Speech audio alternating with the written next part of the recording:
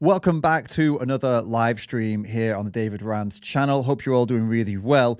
What is that in my screen? What is this in my shot? What is that? What's that white thing? Can you see that? It's like a cable. Get out of here. No, I'll figure it out.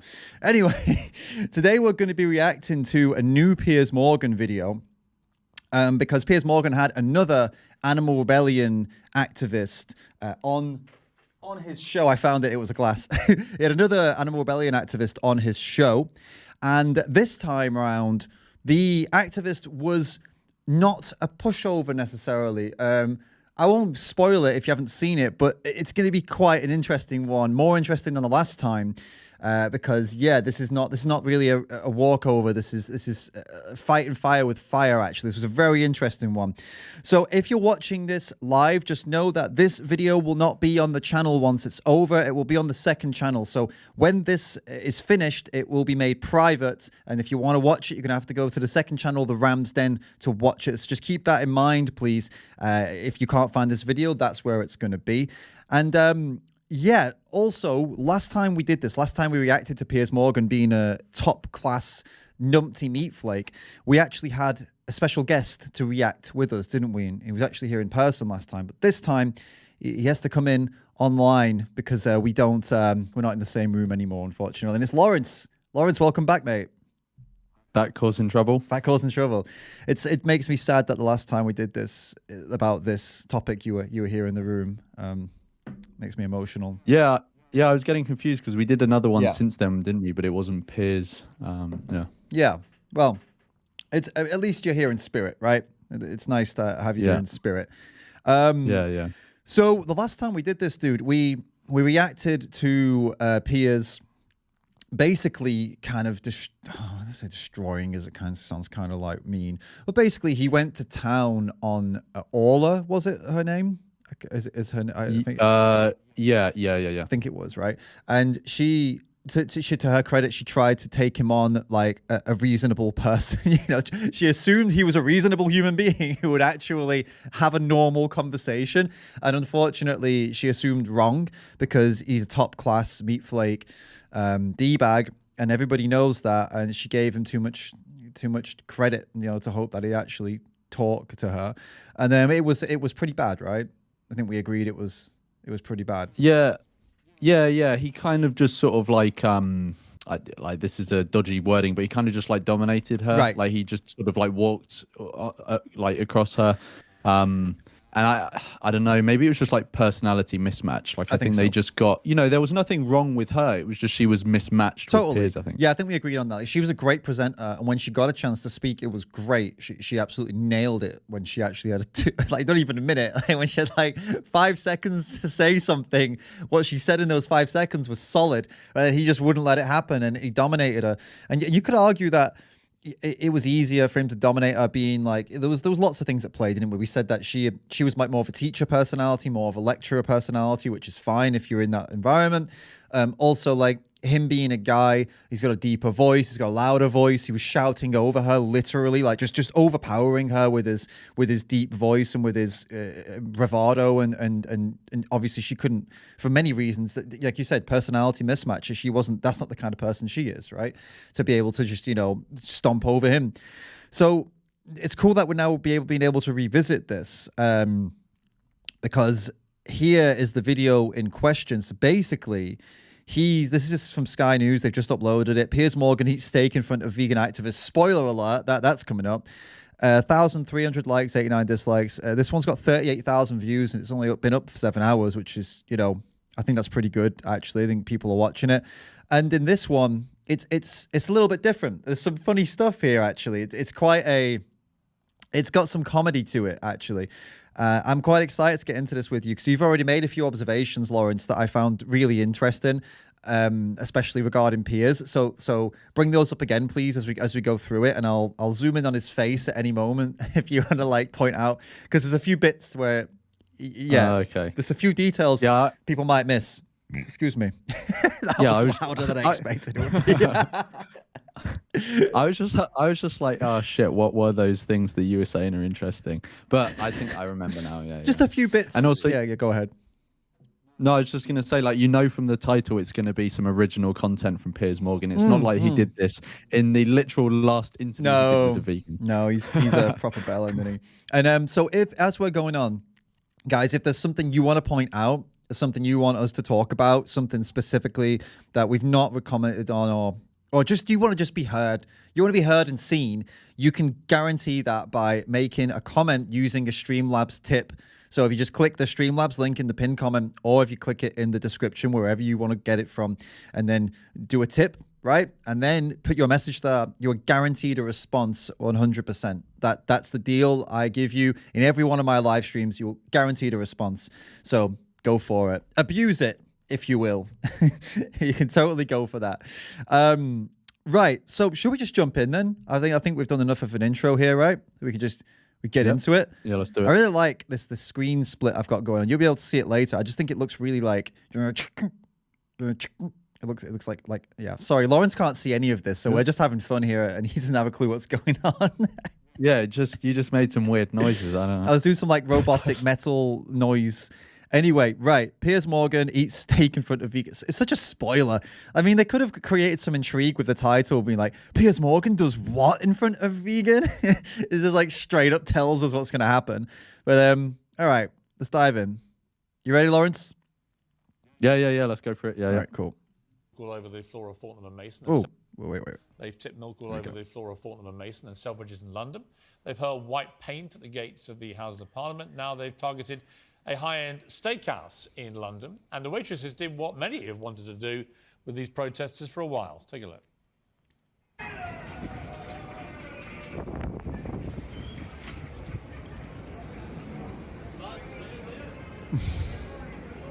Thank you for the market. Good night. Good night. The waitresses did what many of us have wanted to do with these protesters for a while. What? Gently and calmly place them out of the restaurant. Because I when I first saw this obviously this protest that we're like seeing now happened like a few days ago or whatever. Yeah. And like I saw Animal Rebellion posting about it on social media, and I saw that clip of I actually know that lady. Oh, really? She's really nice. Yeah. I won't name her just in case she doesn't want to. But like lovely woman. And I saw some headlines coming out of like animal rights activists chucked out of restaurant. Oh yeah, that was. And then I saw the video and I was like, chucked. Yeah, that was really. They really threw her out there. Wow, there's so much. Yeah. So much anger, and Piers actually gets to this later. Actually, if I remember correctly, very funny. Well, joining me now is Animal Rebellion spokesman Nathan McGovern and celebrity chef Aldo Zilli. Got it right this time. He picked me up, but it's Aldo, not Aldo. Aldo's a very British pronunciation of an Italian name. Good to see you both. It's always nice how Piers is very likable at the beginning of interviews, right? Have you noticed this? He's really nice. He's like, oh, make sure I got your name right. Oh, British pronunciations. We're all friends here. Everyone's smiling. Everyone's laughing. It's like, it's his game, isn't it? It's part of his strategy. He lures you in. You feel like, oh, he's actually... Come on, I don't think he's as bad as people say he is. He's been really nice. And I think he does this with every interview almost, right? Either off camera or on camera. I feel like he sometimes does it off camera and sometimes... Go on, sorry, man. I cut in there. Go ahead, ask your question, and I just carried on talking. Okay, I've completely forgotten your question, so you can ask it to me again. But one thing I wanted to say is, like... If anyone noticed, when he said, like, it's really nice to see you, he then had to add both. Like, he kind of forgot to say both. I think he was basically talking to Aldo. Okay. Because I don't think he's happy to see. And I think he does it at the end as well, where he says, it was nice talking. He says both. He says Nathan. He says his name. Like, he's actually, like, at the end, he's actually quite amicable. No, I know, but I think he, like, stutters it. Oh, right. I think he has to, like, remember to do it, if you know what I mean. Okay. Yeah. I get what you mean, yeah. I think sometimes he does it on, like, I was going to say, he does it on camera. Sometimes he's, like, being nice on camera. And sometimes you can tell off camera, he's been nice, and the second the cameras go on, he's a dick. And I've noticed that. I've noticed that he does that. But this time, he's done it on camera anyway. Yeah, so many people do that. I remember watching a radio clip of Mike Graham on Talk Radio, who like many people will know and love as the "You Can Grow Concrete" man,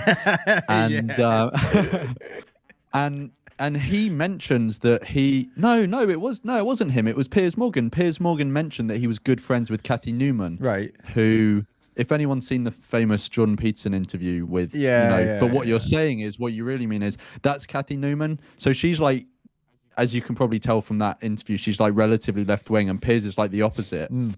So I think off screen, a lot of these presenters and stuff are like very amicable, will get on with each other. It's on screen, they put on these characters. Yeah.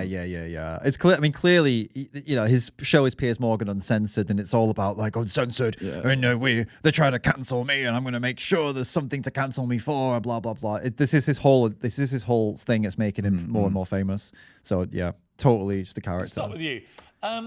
I don't like vegans very much. I don't think any of you look very healthy. I'm not surprised by that. Yeah, I think you all look pretty pasty-faced and unhealthy to me. I just love that he drops that in there straight away, right? You all look pasty-faced and unhealthy to me. Mate, like, how can he say that looking how he... Like, if he said that sat there as some, like, super fit, chiseled jaw... Like, not even super fit. He's an older dude, right? So maybe I'm being unfair. But like, for his age, let me just say, he doesn't look good for his age, is what I'm saying here, right? He's got makeup on. Yeah, he's like 20, right? He's 20, yeah. But he's got makeup on for the cameras, so like his skin looks like a good color and stuff. But what I'm saying is like, he could take better care of his health, and he could be fitter than he is. He could look healthier than he is. But yet he sits there as if he already is that. Like he acts like he is like the pinnacle of what a healthy man is. And then he criticizes Nathan here, be like, oh, you all look pasty, you all look unhealthy. It's like, how can you be so unaware of how you look right now, mate?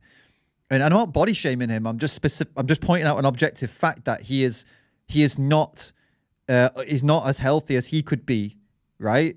So you can't point the finger others when you yourself are not nowhere near the a picture of good health, right? He doesn't look like a healthy person to me, is what I'm trying to say here.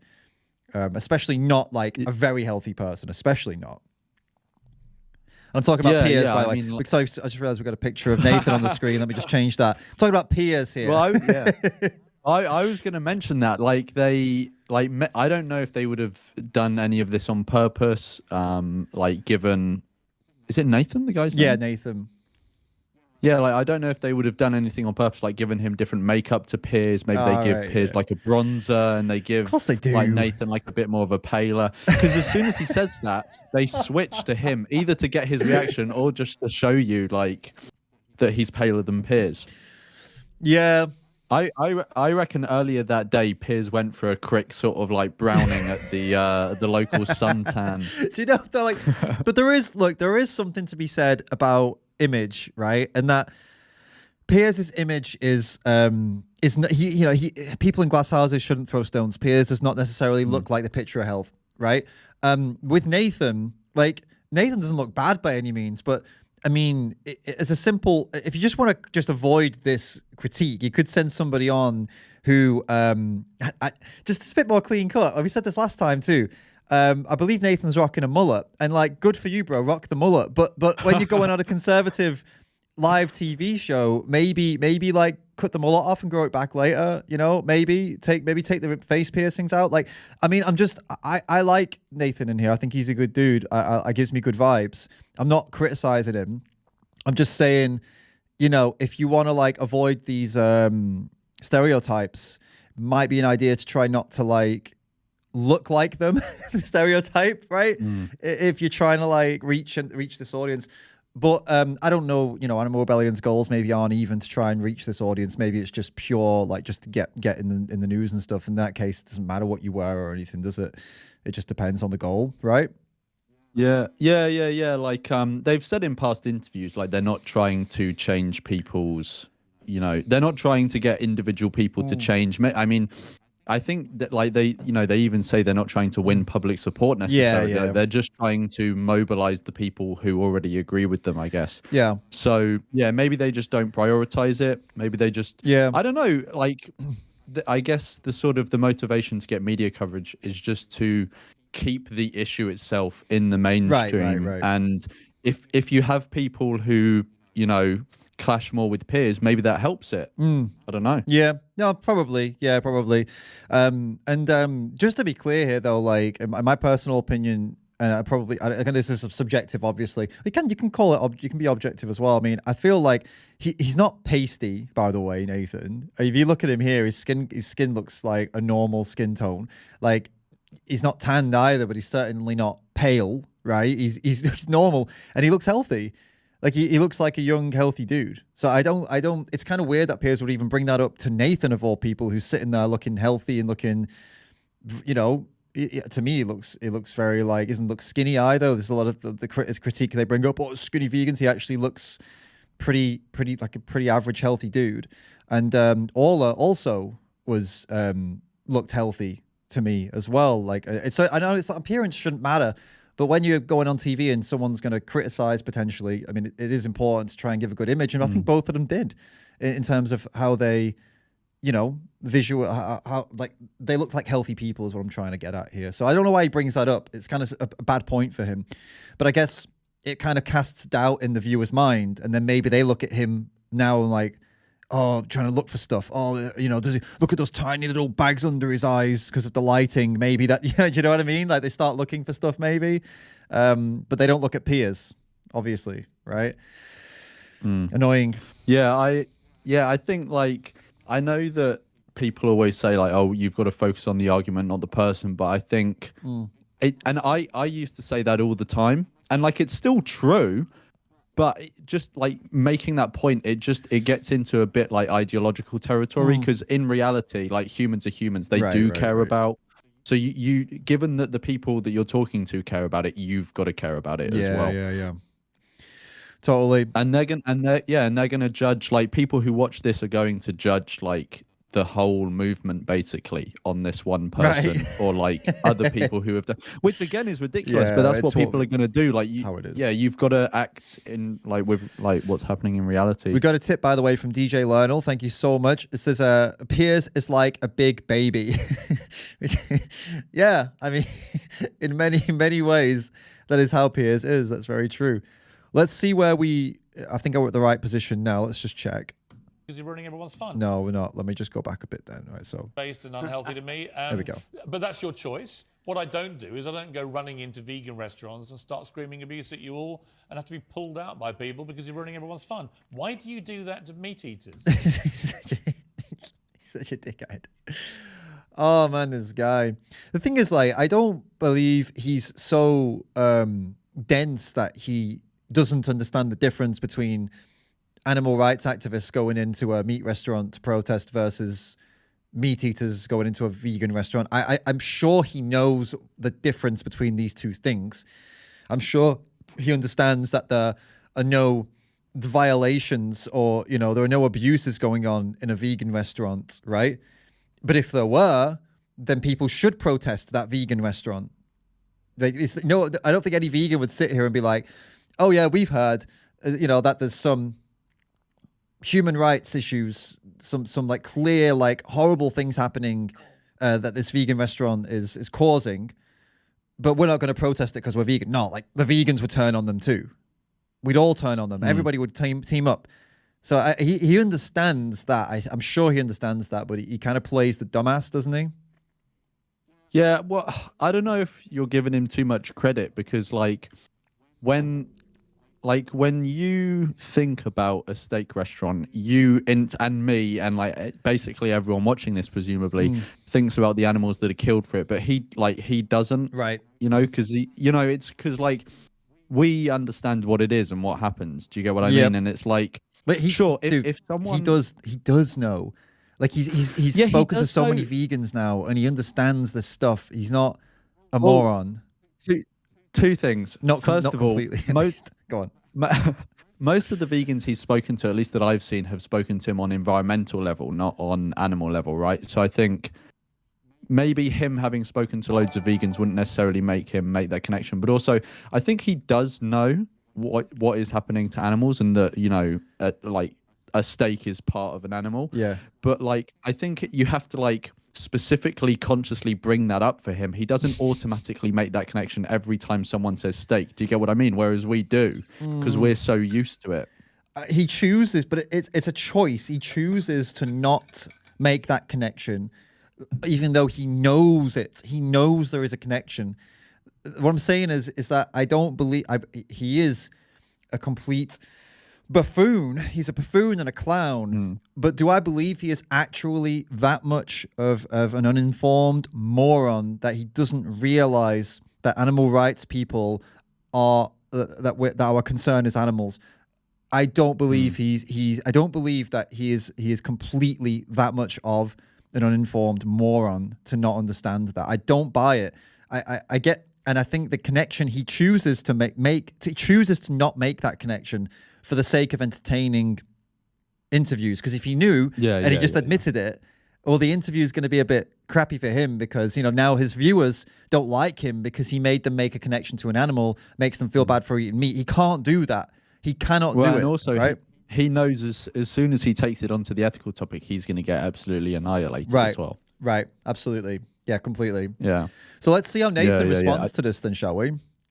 So let's just go. Piers has said that, you know, why are you doing this to meat eaters? Let's just go back 5 seconds. Here we go. You have to be pulled out by people because you're ruining everyone's fun. Why do you do that to meat eaters? Well, Piers, you've started on an absolute blinder today. I actually brought a little game with me for Aldo, perhaps the audience to play. It's a Piers Morgan vegan bingo. Maybe we get a zoom on that from the camera. And you've actually just ticked off one straight away. I'll just go with that. We're looking at row or a column already. So the thing is, within years, technology like precision fermentation, you know, alt protein, is going to produce the exact same products that you love right now, using a fraction of the land, producing a fraction of the carbon. 1 minute, right? I just want to comment here. I think he only got as much time to talk as he just got because he threw Piers completely through him. With that, right? And maybe we can go back a little bit, because if you look at his face, you can see his face. He's completely wait. Using a fraction of doesn't even like, I don't think I've seen him make that face before. Like, the kind of like, oh, whoa, wait a minute, I didn't know that. What do I say to that? No one's ever gone on there with this agenda to make a fool of him, you know? So wait, let's just, is there a way we can see his face while it's going on? Years. Wait, before this. Morgan vegan bingo, maybe we can. Yeah, let's try and zoom in 1 minute. If I can get like, oh no, I can't. There must be a way I can get off. Oi, look at all my NFL searches just popped up. Everyone can see that. Is there any way I can zoom in on his face? I don't think there is. All right, but we can see his face here anyway. And yeah. Get a zoom on that from the camera, and you've actually just ticked off. There's some quite, have you seen what he's doing? Can you see that, Lawrence, on your screen? He's like kind of moving his mouth a bit, but biting his lower lip. Did you notice that? I can't see it from mine because it's so small. But well, basically, when it zooms in more, I can see it. Yeah, well, Straight away, I'll just go with that. He's sat there silently, not saying a word in response to this entire bit, which is what I find to be shocking. And then he allows Nathan to just go on. He's completely shocked. Ready. So the thing is, within years, technology like precision fermentation, you know, alt protein, is going to produce the exact same products that you love right now, using a fraction of the land, producing a fraction of the carbon. But I like eating meat. It's the exact same product. No, but I like eating meat. Fine. You know, you'll be eating the exact same product. In fact, the more you guys do this kind of thing, the more meat I want to eat. That's absolutely fine. It's true. That's fine. That's fine. Literally, it's a bit. Honestly, it's true. The more stuff you do like this. Sorry, I didn't catch that. It's true, is it? You've said that about 3 times. I didn't quite catch it. That you like eating meat? Yes. You know? Oh, thanks. I didn't get it the first 3 times. So good. so I think at this point, I feel like Nathan is. This is his strongest part of the whole video. Like, I don't want to spoil it for everybody else, but I feel like this is his strongest moment. He gets the bingo out. Piers is on the ropes right now. He's scrambling. he has this really emotional, childish reaction because he had nothing for a good, what was it like? He had a good like 20, 30 seconds of uninterrupted talking, Nathan, right? Which Piers never gives anyone.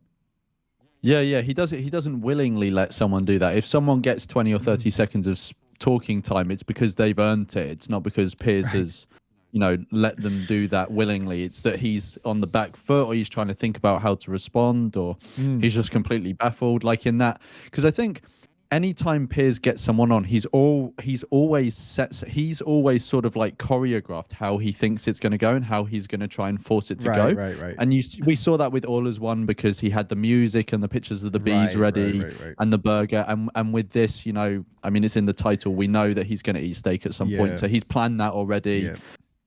Yeah. So it's like he's planned what he wants to do, and then he has like best guesses at how someone's going to respond. And like maybe he's planned some maneuvering around that, but when someone pulls something completely out of a random, just this like bingo, there's no way he could have predicted that. Like who's going to predict? Yeah, they'll start doing bingo. So yeah, I think that was a good move. Like if you want to, if you want to get Piers on the back foot, totally. And I like how later in the video you'll see he clearly is thrown by the bingo. He makes it very clear in his face and in his words the bingo is getting to him. And there's a really good scene near the end of the video where he shows like how much it's getting to him. And it's so quick. You'll blink and you'll miss it. But I'll when it comes up, I'll stop and I'll show you, because it is just a great moment where you see Piers actually starting to get worked up and emotional. Even you can see he actually is like a little bit annoyed about it. Because of the content, because of the context of what has been brought up, the subject really annoys him, and it's great. Right, where are we up to then? He's just interrupted. I like meat. Nathan's like, oh, I didn't get that the first 3 times you said it. And also, can I just make another point? Yeah. So like I wasn't about to click play or anything, by the way. Just no worries, mate. Go ahead. Well, I just wanted to keep you on the back foot, pull something out of left field. I've actually brought bingo with me, David Ram's bingo. That'll be fun. So, I mentioned it to you earlier about like the language Nathan uses, right? Like, I think this is like subtle stuff, but you know how we were talking before about when we did the one where Orla was being interviewed. Yes. We were talking about how, nothing wrong with her, just bad match for the audience and stuff like that in terms of like how she speaks and how she's presented and all that. And I think with Nathan, like, sure, there's still things that we can comment on, like the mullet and the piercing. But I think one thing that he does well, and I don't know if he's doing this intentionally or this is just how he is in general life, but at the very start, like one of the first things he says is like, well, you've pulled a blinder there, Piers, which is like a very common person thing to say. Is not common person, that's fucking like, but it's like a run-of-the-mill sort of ordinary person thing to say, right? Like it's just slang. And so I think it's relatable. It doesn't come off as like it's like the opposite of a pretentious way to talk, if you get what I mean. Totally. So I think that works in his favor. Like whether it's enough to be relatable to win the audience over is definitely not. But he's more like, it's a start. Anyway. He's more relatable than some of the other activists who've been on these shows, because they tend to come across as educators and activists rather than people who care about a topic. And it's important to sometimes try different vibe. And Nathan in here, I mean, he does try to educate a little bit, and you'll see later the way he does it is quite a lot different, and I think it's definitely a better angle for the Piers audience. Yeah, and he also brings up like lab grown meat, which I don't remember any other Animal Rebellion person bringing up before. Yes. Which is like, it's a valid point. It's basically like, okay, Piers, you like eating meat. You can have the meat when it's ethical. Right. Do you get what I mean? Right. So it's like another point that you may not have heard before. Sure. Yeah, for sure. And he's not responded to it either, really. Just, I like meat. Yeah. I like meat. How committed a vegan are you? How committed a vegan am I? Would you eat? Do you drink almond milk? Oh, you've ticked off another one. Fantastic, Piers. You are on an absolute Does it have roll. answering questions? I don't know. I'll keep that one hidden from you. Take the fun out Can of you the just game. answer questions? Otherwise, it's not much of an interview. I mean, you have your little chart, but do you? Wait, can we pause? Yeah. I think like there's another like sign that he's on the back foot is because he literally says, "Can we answer the questions?" But he doesn't say it in a way that he's annoyed. He kind of says it in a way that he's like panicking, like, "Please answer the question. Like, I need you to fall into my trap." I don't know if I agree. Actually, I think what he's done here, he's taken control back. Nathan had control at the beginning because Piers attacked him. So Nathan was like, all right, well, I don't take your attacks seriously.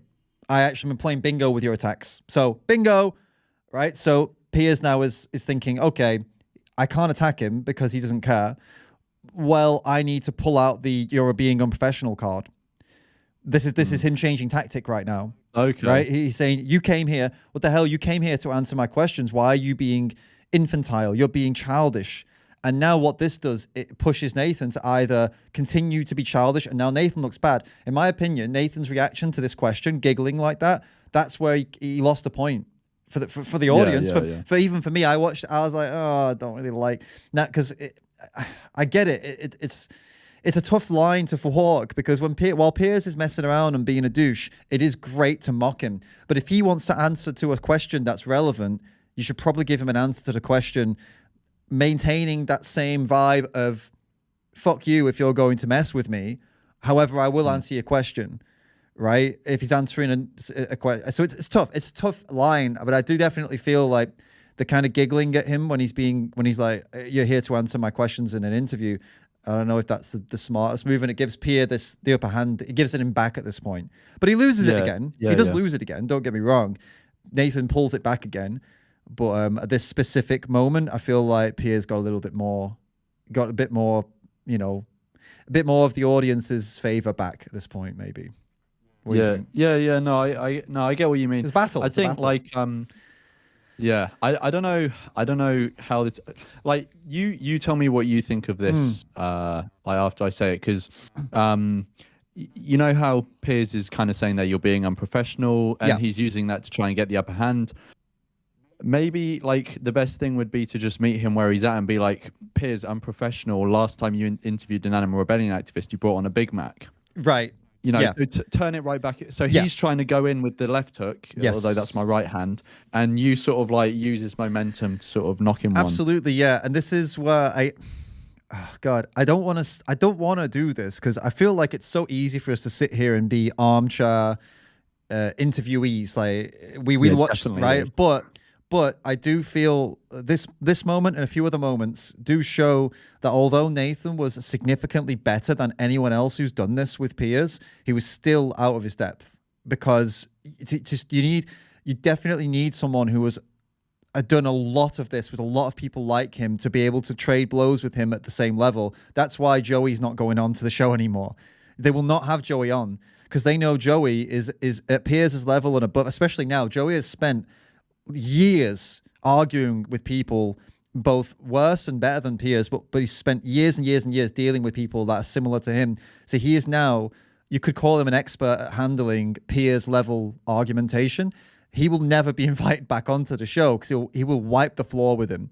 He will not be able to win in the exchange of ideas in this battle. Whereas I don't know Nathan's background, but I'm going to assume he's not spent years and years and years arguing about animal rights, veganism, and protests with people like Piers, right? So he's I feel like there was a few moments that show he's a little bit still out of his depth, which is not that's not a crit. I don't know. I don't mean that. It's not. I'm not shitting on you, Nathan. If you're watching this, I think you've done a great job. I just still feel it's an observation. It's an observation. Yeah, I think Nathan does great here. Same way I thought Ola did great. It's just we're still waiting for that perfect person to go on there and trade blows equally with Piers, and it's not happened yet. It's not happened since Joey did it with him, but now he's got this new uncensored show. This would be a whole different game if Joey went back on with him, or anyone who's done as much as Joey has done in this kind of arguing field, you know? Well, David, maybe you need to come to the UK and take a shit in a dairy aisle or something and get on Piers Morgan. I would love to go on, but to be totally honest with you, it's all good and well me sitting here talking a big talk, but when the cameras are on and those big hot lights are on and Piers is in front of you, I think all the strategy in the world, all the training in the world can't prepare you for that. So although I would love to give it a good shot, and I think I'd do theoretically I could do a good job on the day. it's like you get the best football players in the world. They are the best in the world. You put them on the pitch. There's no guarantee they're going to win. It's on the day. Yeah. There's many other things going on, mental games, weather, the crowd, there's something going on. There's some personal stuff at home. You just don't know how things are going to go. This is why some teams, they spend millions and millions building this perfect team, and they lose every game. And you're like, how is this possible? You know what I mean? So all the prep in the world can't really, but I would say, I would like to give it a go, but I would genuinely put my money on Joey because of how much more experience he's had than me dealing with people like Piers. I think he is the most prepped for it right now. If anyone were, you know, being on camera, being on TV, being on radio, he's done a lot. So Yeah, I agree. Especially with Piers specifically, no one else comes to mind that would be as good. Like, obviously Ed, good with the arguments and stuff. I just don't think personality match would really work the best. Right. I think it's Joey with Joey's like personality, the way he like interacts with people. Like, he does seem the best for someone like Piers Morgan. I agree. Yeah. I'd give it a good go. Don't get me wrong, but I would definitely not put myself forward as I'm not the guy. I'm not the hero that's going to go on there and, you know. I'd give it a very good go, and I think I could do a good job, but I would never big myself up to the point of being like, yeah, I'm the one, I'm the guy, they should put me on there. You know, it's not quite to that level of confidence, I wouldn't say. Right, let's continue then, yeah? Yep. Milk. No. Do you eat almonds? No. Do you eat avocado? No. What do you eat? What do you drink? I love seasonal British fruit and veg. Right. You know, I love supporting British farmers. I love going to a farmer's market, seeing what they have to offer. You know, I love eating a plant-based But most diet. science now says that if you don't have a balanced diet, it's actually unhealthy for you. Yeah, exactly. That's why a plant-based diet, a balanced plant-based diet is healthy. Aldo, what do you feel? I mean, your restaurant is very close to where this happened, right? So he's gotten the answers he's got, and he's kind of had nothing to work with there. Have you noticed that? It didn't go the way he expected it to, I guess. Right? Yeah. So yeah, sorry, I thought you were going to follow up with something there. Yeah. So he's like switched to Aldo. Like, yeah, he threw out a line, and like Nathan didn't bite, so he's sort of like changing tact. Yeah. Basically, yeah. He's not been able to do his bees thing. That's out. He's not been able to do anything with the almonds, actually. And because Nathan's saying I eat local fruits and veg, which, to be fair, he might not be telling the truth. To be fair, it might just be that he's prepped. Yeah, I doubt it. It might be that he's prepped for this exact argument, so he's kind of playing the game. Could be, but either way, Piers doesn't have his usual stuff to go for, does he? This international, they fly your fruit and veg and blah blah blah blah blah. So he just switches, and that's unfair because he doesn't concede. He doesn't say, well, good for you then. That's good. I'm glad to hear that. Nothing. He just switches. He just moves the goalpost again, right? It's really annoying that he does that, and it shows his bad faith, complete bad faith. Yeah, right? Yeah. I just I don't know. I kind of think like, even though, because I mean it is pretty obvious that like Nathan was lying, because let's be honest, no one just solely eats seasonal fruit and veg from where you like live. Probably. So but like, to be honest, I think lying in that way, obviously there are certain lies that like are not okay to tell, but like when it's Piers Morgan trying to be a dick, to make those like small lies to get the upper hand or just disarm him, I think that's fine. Like, maybe some people should say you shouldn't lie, but you know, with this, it's more of a performance. It's more of a performance than anything. Because sure, if Nathan is trying to make a point about something that's factually true, you need to talk about things that are factually true. But when someone's trying to back you into a corner, and you're not talking about specific statistics or something, like, I don't know, like if he ate me, if he asked me if I ate bread, Yeah. I would be like, no, I don't. Right. Just move on, because it's like whatever. Like, yeah, I do eat bread sometimes, but not. I understand what you mean. It's an interesting thing to discuss, because I don't want to lie. I wouldn't want to lie to anybody either. but you already know what he's going to do, and this is part of his agenda. And just to derail his agenda, you can't avoid the question. He won't let you do it. So the next thing you got to consider is, right, do I want to give him what he wants and just go down this road where he's not going to let me speak, he's going to talk over me, he's going to pull up images of bees and stuff and be a total jerk, or do I just say no, and then he can't do all that stuff? Yeah, and I think like someone could say, oh well, you could just tell him that's irrelevant. He won't let it go. Saying irrelevant, he wouldn't let it go. He'd be like, no, it's not irrelevant. You're trying to avoid the question. Whereas if you say no, it's tough. It's really tough. I can't comment right now. I haven't really thought too much about this, so I'm not going to give you any solid on this. I don't feel good about lying. I personally don't think I would do it because I just don't feel being insincere, and you are just you're just as bad faith as him if you go on there and start lying and deceiving. For me personally, I couldn't do it. I would feel wrong, and I would feel it's the wrong message.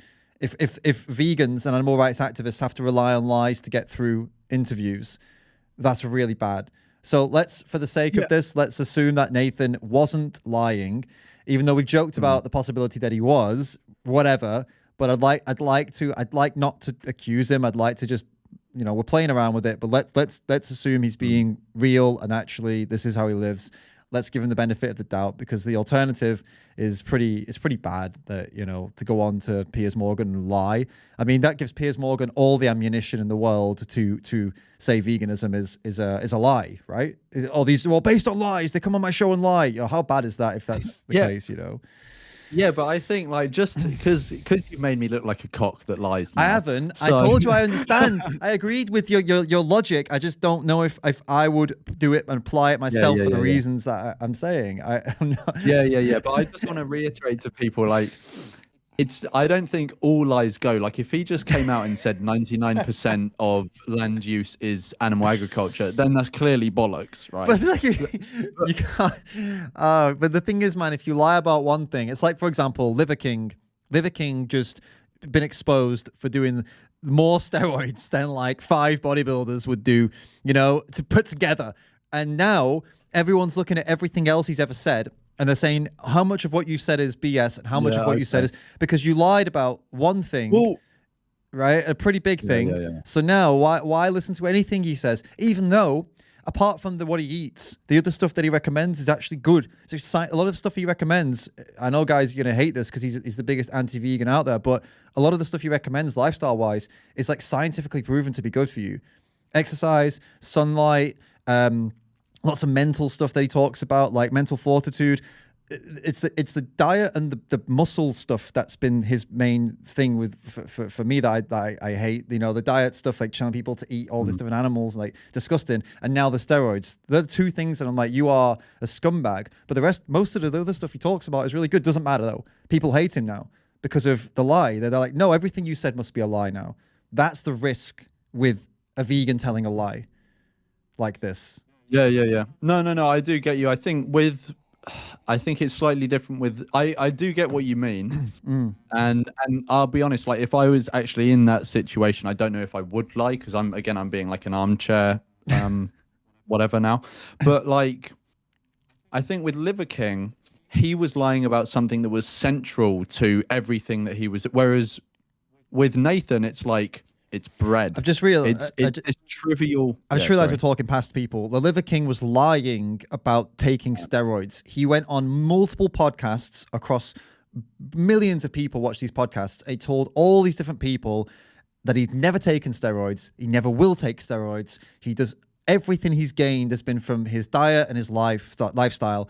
And it turned out that he was taking more steroids than top level bodybuilders who compete at like the ridiculous world-class bodybuilders. He was taking more. We're talking like about $15,000 of steroids a week, I think it was, something like this. Oh, what? We're talking like insane levels of growth hormone, testosterone, and loads of other things. And he lied about it to get all of his. So this is the lie that we're talking about now. But I know this lie, if someone did lie about the bread or the almond milk, it's not quite as big as the Liver King lie, but it's a lie nonetheless. It's a lie nonetheless. That's all I'm trying to say. It would be, and the thing is though, with Piers, even if you've got a good argument to justify why you do eat almonds and almond milk, you're not going to be able to get it out anyway. He won't let you say it. It's just wasting time. So this is what I understand the purpose of the lie, if it is a lie.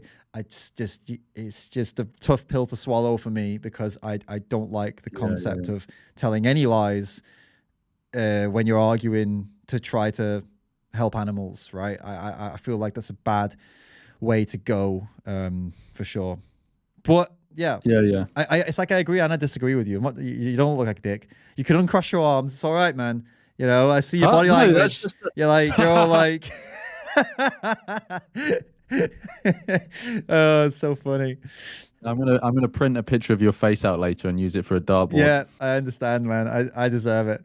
Don't worry. When I come on your channel and we do the antinatalism debate, you can nail me to the wall and make me look like a bellend as revenge. Yeah, I'm gonna ask you if you eat bread, you dick.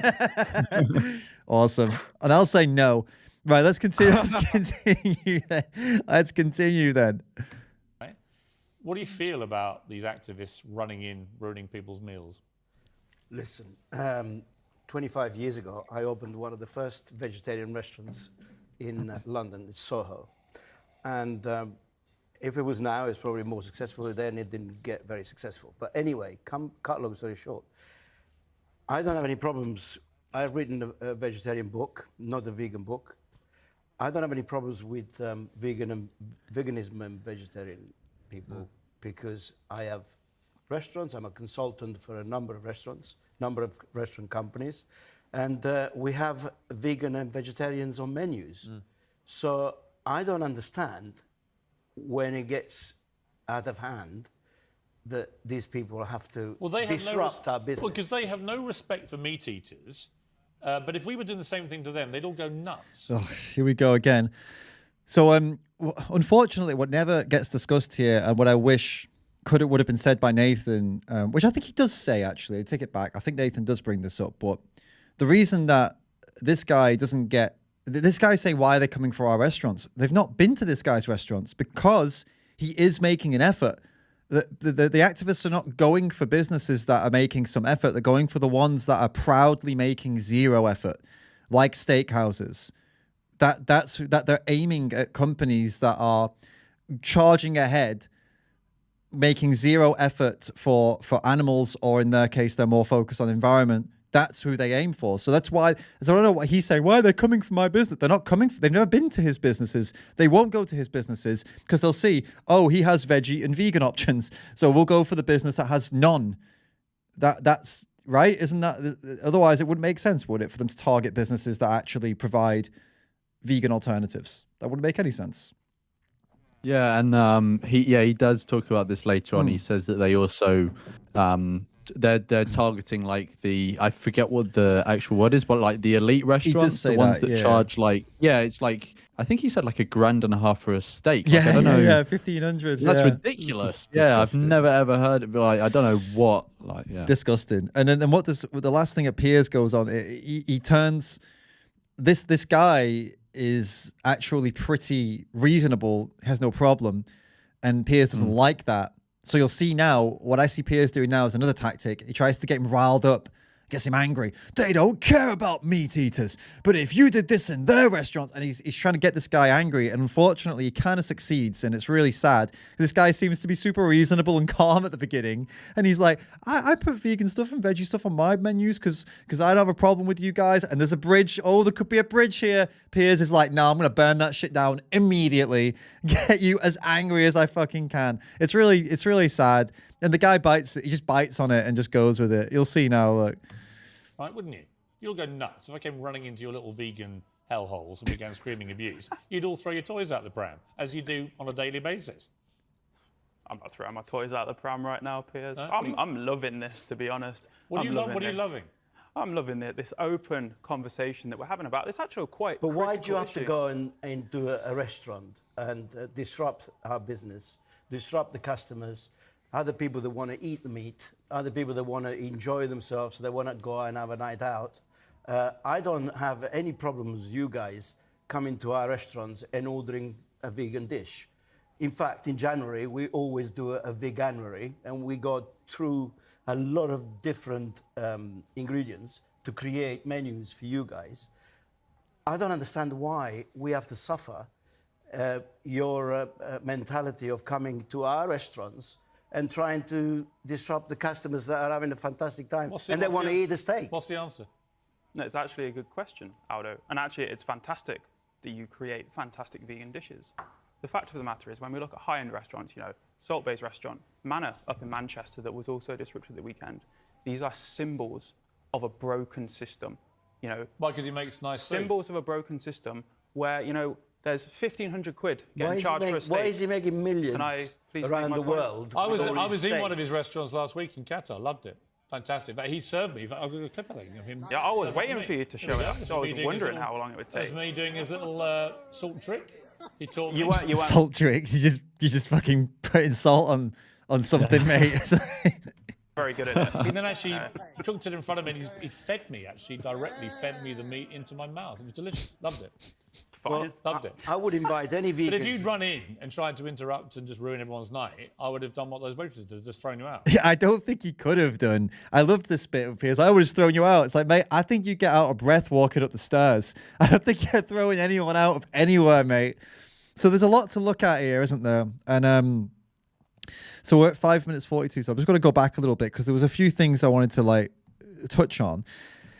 Right back when they were hold up. The fact of the matter is, when we look at high-end Yeah, restaurants... so Piers wouldn't be chucking him out. He'd ask the members of staff to place him out of the restaurant. Yeah, he'd ask a couple of the waitresses, because they're clearly going to be stronger and healthier than him. They wouldn't get out of breath going up a flight of stairs like him. You know? Suffer. So, okay. And we got So this bit here... a vegan Hold up. meat. Disrupt. It's actually quite... What are you loving? Right, I wanted to comment on that bit. Toys out the pram. It's open. When he said, like, I'm not throwing my toys out the pram, I'm loving this. The problem with this whole bit, in my opinion, and where I think it could have been better, is Piers brought up a very serious thing, and with the business owner sat right there. The business owner is saying, I have concerns that you're going to come in my restaurant, and it's upsetting me because I put vegan stuff on the menu, and I feel like it feels like he's an ally of some sort. And he's saying, why are you going to come to my restaurant? Piers kind of pushes on that pain point a little bit. Nathan says, oh, I'm loving this. I'm not throwing my toys out the pram. I'm enjoying myself. And that pisses off Aldo, because Aldo's I just poured his heart out a little bit as a businessman, saying, well, why are you going to come in and ruin my restaurant? And this Nathan's just basically kind of mocked him, like kind of laughed and said, I'm loving all of this. And quite a serious topic just came up. So I think this is where Aldo switches sides quite visibly. You see that immediately after this, he's quite, he's no longer being reasonable now because of Piers riling him up, Nathan kind of laughing at the situation. And then we're ended up in a situation now where Aldo switched sides completely. Do you see what I see there?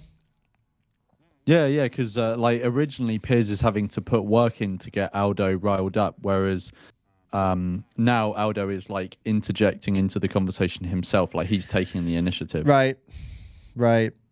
And it's unfortunate that it went that way. I don't think it's Nathan's fault. Obviously, it's always going to be a rigged game when you're on Piers Morgan's show. Piers Morgan is going to control everything.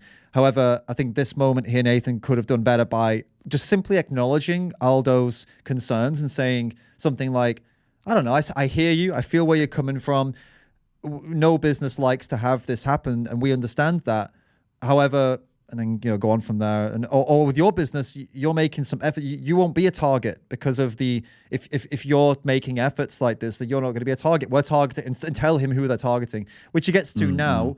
But yeah, it was a probably bad moment to laugh, really, laugh at the situation, because Aldo was being quite serious, And at that point, he wasn't against him, but now he is. And you see how this goes on. Let's click back in then. Of coming to our restaurants. It was. Your mentality. We were on 5 minutes. Was it? All right. Salt-based. Yeah. Manor up in Manchester. No, it wasn't. It was It's here. actually a good There we question, go. Aldo. And actually, it's fantastic that you create fantastic vegan dishes.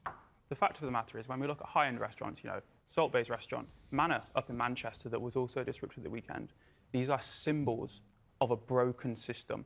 Why? Because he makes nice symbols of a broken system where, There's 1,500 quid Why getting is, charged for a steak. why is he making millions Can I please around make my the point? world? I with all was his in one of steaks? his restaurants last week in Oh, yeah, we've Qatar. been through all Lovely this restaurant. now, How long but it would That was take. me doing his little fed me, actually, directly fed me. Run in and tried to interrupt Okay, and just here we ruin are. everyone's night. I would have done what those waitresses did, just thrown you out. That's absolutely fine, So what's Piers. the point of it all? What does it achieve? None of you make me want to change my mind.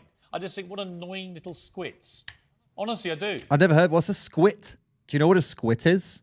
No, but it sounds very English, but I don't know what it think is. we've got to find out. I'm assuming it's a bit like pipsqueak or something like that. But in every like interview or video that I've seen Piers Morgan do with vegan, he always says, "What does this achieve?" And he never realizes, or maybe he's doing this on purpose, but he never realizes it got them on his show. Right, yeah. Like that was the whole point they were doing it. Yeah. Is to get on. So by the fact that he is asking them that question, he's answered his own question. Yeah, they're on a I mean, You get what I mean? Piers Morgan's having yeah. Piers Morgan interviews like Kanye West and Cristiano Ronaldo, and now he's got some random activist. It's like, this is what look what he's achieved. Come on, By the way, squit is a small or insignificant person. That's what it means. So you're an annoying little squit. You learn something new every day. So let's see how Nathan kicks back at this one.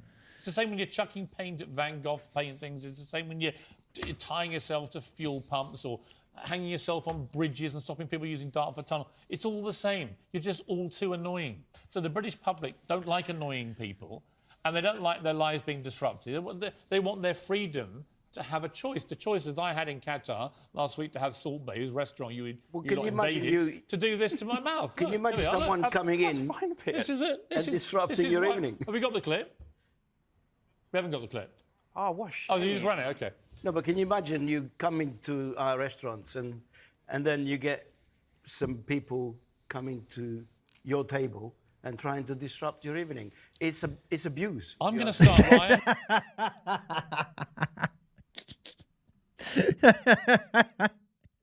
Fucking hell. It's abuse.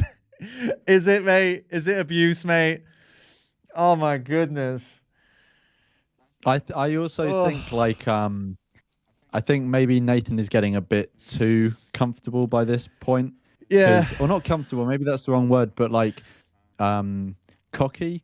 Because when like arrogant. the clip didn't come up and he was like, "Oh, that's a shame." I totally agree. I think that I don't know how to word it, but I guess people will know what I mean. It's arrogance. It's just like, it just seems because there's one thing of doing the bingo thing and like poking fun at peers, but like poking fun at a technical error, I don't know how to word it, but it just seems kind of different and it seems a bit like petty. Petty and arrogant. Yeah, definitely. Unfortunately, it's definitely a bad moment.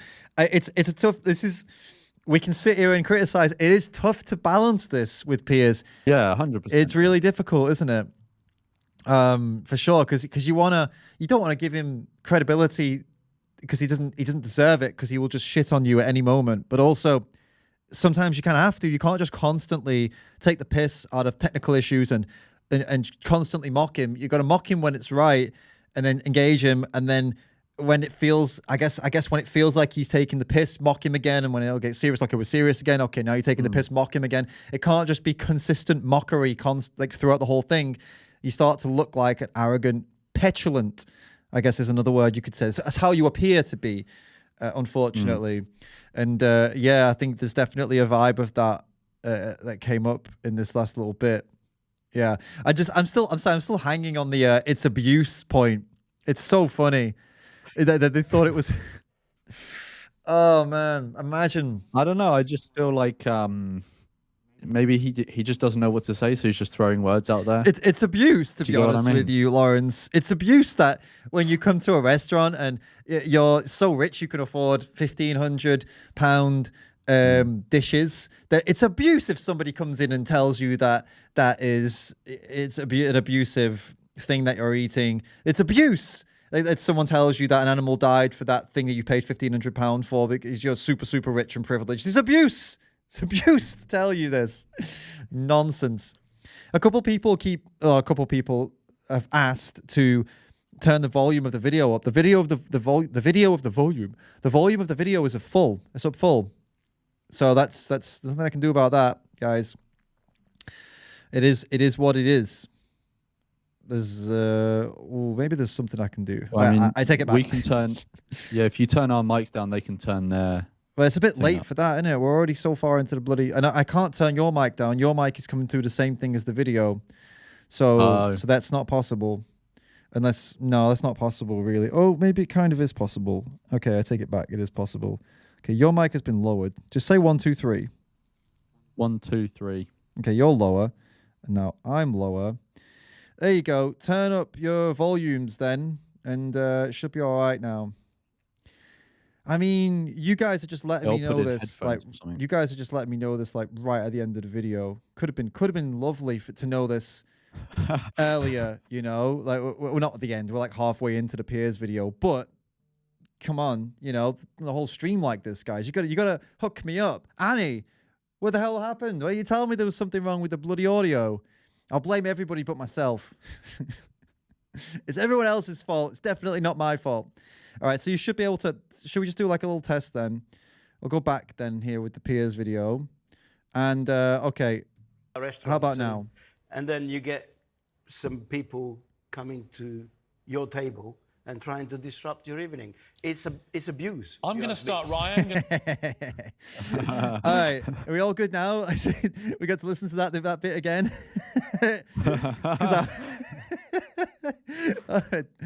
Unbelievable. All right, I still can't believe. It's abuse. Unreal. That guy needs to look up the definition of abuse. Not even definition. Just needs to get some. It's like tell me perspective. Have some perspective. Perspective. Tell me you are a disconnected rich asshole without telling me you're a disconnected rich asshole. Oh, if someone comes and disturbs my evening, it's abuse. Tell me nothing bad has ever happened to you without telling me nothing bad has ever happened to you. If you call that abuse. Jeez. All right. Let's move on from it. Now we fixed the technical issues. Now we're like an hour into the stream. Again, thanks for that, guys. No, I'm joking. You're all awesome. Let's continue. I'm going to start running into vegan restaurants. That's fine. Go for just it. shouting That's your and right, being that's annoying your right and to protest, grabbing Piers. tables, and so you can't eat your gruel, and just see how you lot like it. I'm Honestly, going to go to Piers. your house and chop paint Piers. all over it. Piers, you've got a right to protest. Oof! You've got me another one. Take it off your bingo. Fantastic. Take it off your bingo, son. But where's the salt? Where's it? Won't need any of this gruel. That's it. Let's put that Fantastic. to one side, but I will have a bit of steak just to... You didn't salt it though. You see, all you've achieved is you've made me want to do this. Just eat a That's lovely... absolutely fine. You go for it. And again, one more thing with this. Oh, I was going to show him doing it. We'll pause there when he's Do like... you know how many steaks he's had from my restaurant? Yeah, a lot.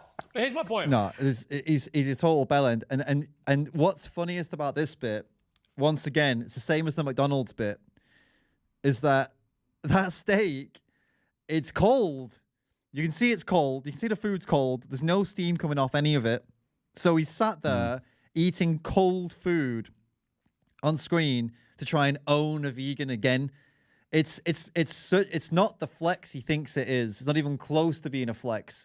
It is so lame and so pathetic. Yeah, but I don't know. To me, it just came across as kind of desperate. One, for a couple of reasons. Like, one, he's done it before. Like, it was literally the last prank he pulled. Two, in the last one, he kind of built up to it. He saved it till the end. Whereas here, it's kind of... I'm assuming he signaled to them in some way to bring it on. I don't know. Maybe he had a button or something. But, like, it just came at a random point. He didn't introduce it. The guy just walked in and put it there.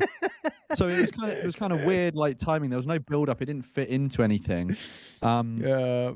Yeah, and then I was going to say something else, but I forgot what it was going to be. But I thought, like, Nathan kind of gave him a bit with being like, oh, where's your salt, Piers? Where's your salt? Yeah. But then kind of ran out of things to say. What are you supposed to say?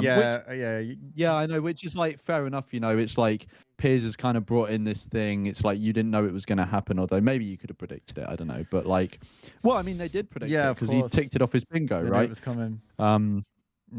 But yeah, I mean, you can't really say anything I don't against know. Nathan. I Yeah, guess it 'cause could it's have kind of hard. It could have prepped yeah. some better burns. I agree. There could have been some better burns there for sure. That could have been an option to have something prepped that was a bit more comical, Yeah. I suppose. Yeah, which I mean, I think it's pretty obvious that Nathan's intention here is to give Piers some. So yeah. you probably would have assumed Some actually that kind you'd of- have come up with more burns, but We've got a funny comment here from Jerb Sanity. He says, I thought I was watching a David Ram stream, not a Piers Morgan stream, blaming everyone else.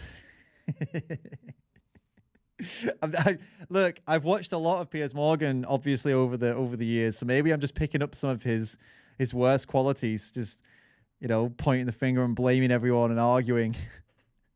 Could be it. It's rubbing off on me.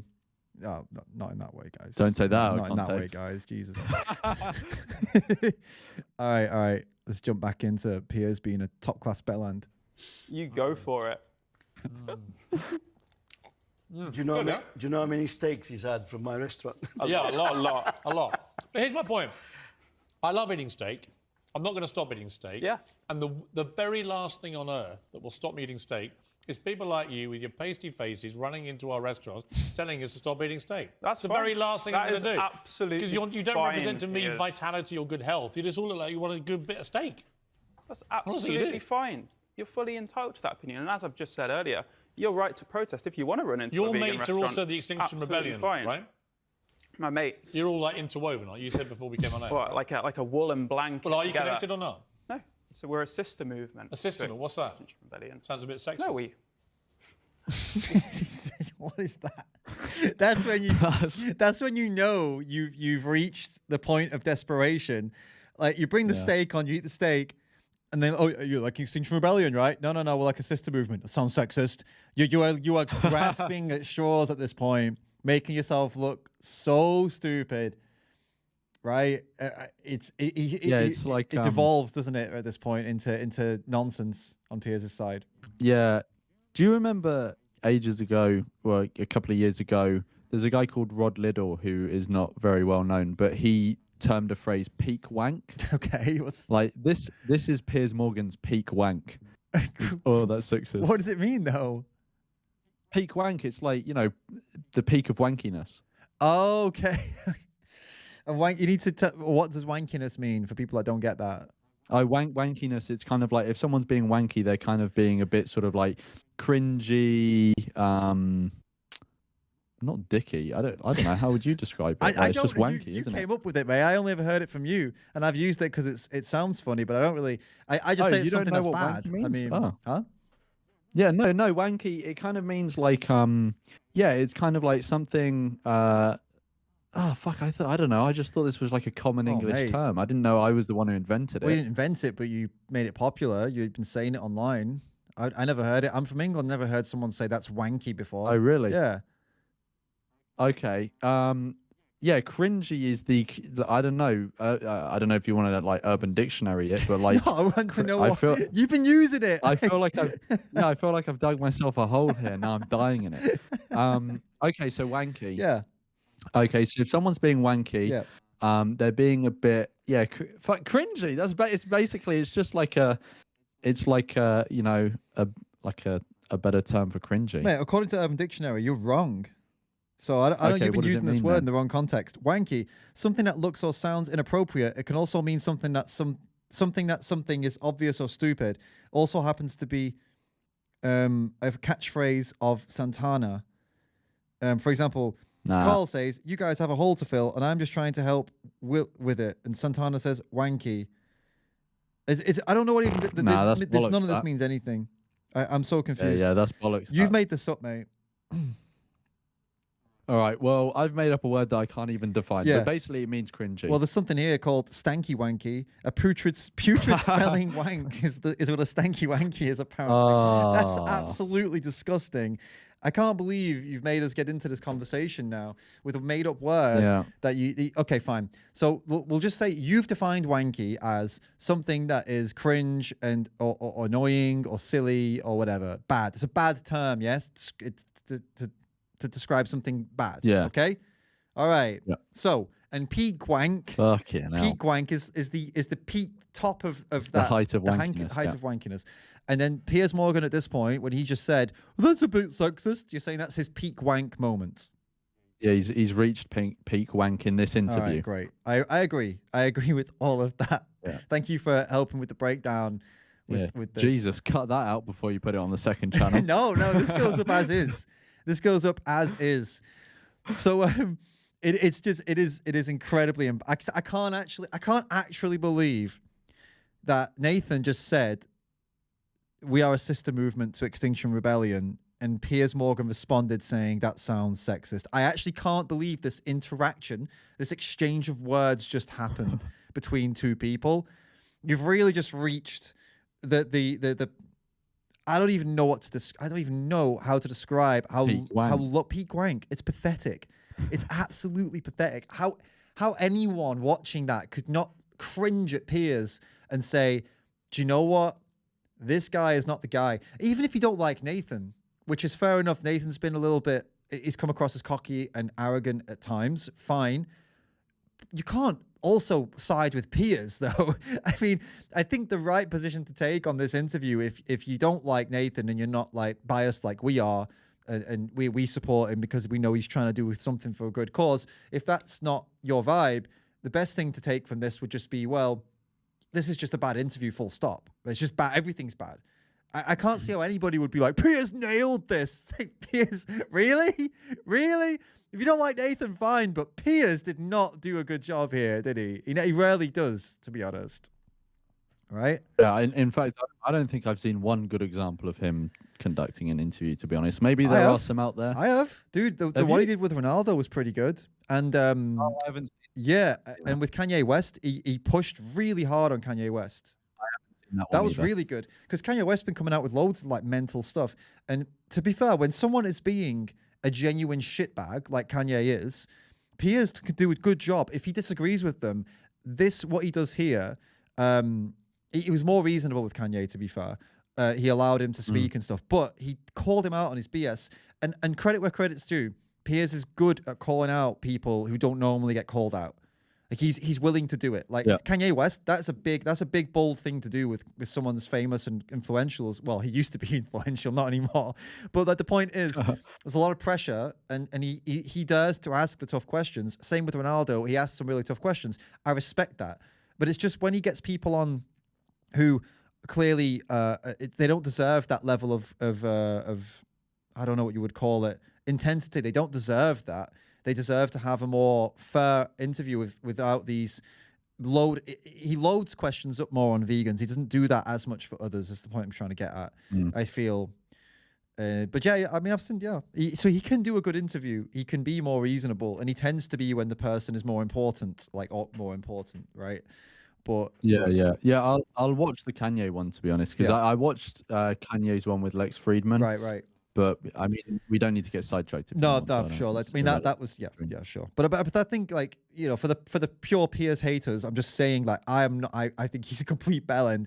But broken clock, right, twice a day. He has his moments where you can say, okay, you know, you can conduct an interview, okay, at times, at times. Yeah, and if you want to see an interview where Piers Morgan actually looks like the progressive one, he did an interview with Al Qaeda. Oh yeah, he did, didn't he? Piers actually, I was expecting him to turn up with his hair dyed blue or something. Like, he looks super progressive compared to them. Right. Yeah.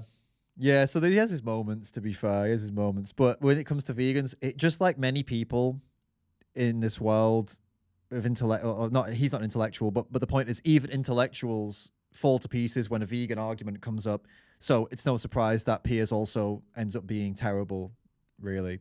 Because, and sorry, it wasn't Al Qaeda, it was the Taliban. Taliban, right? Yeah.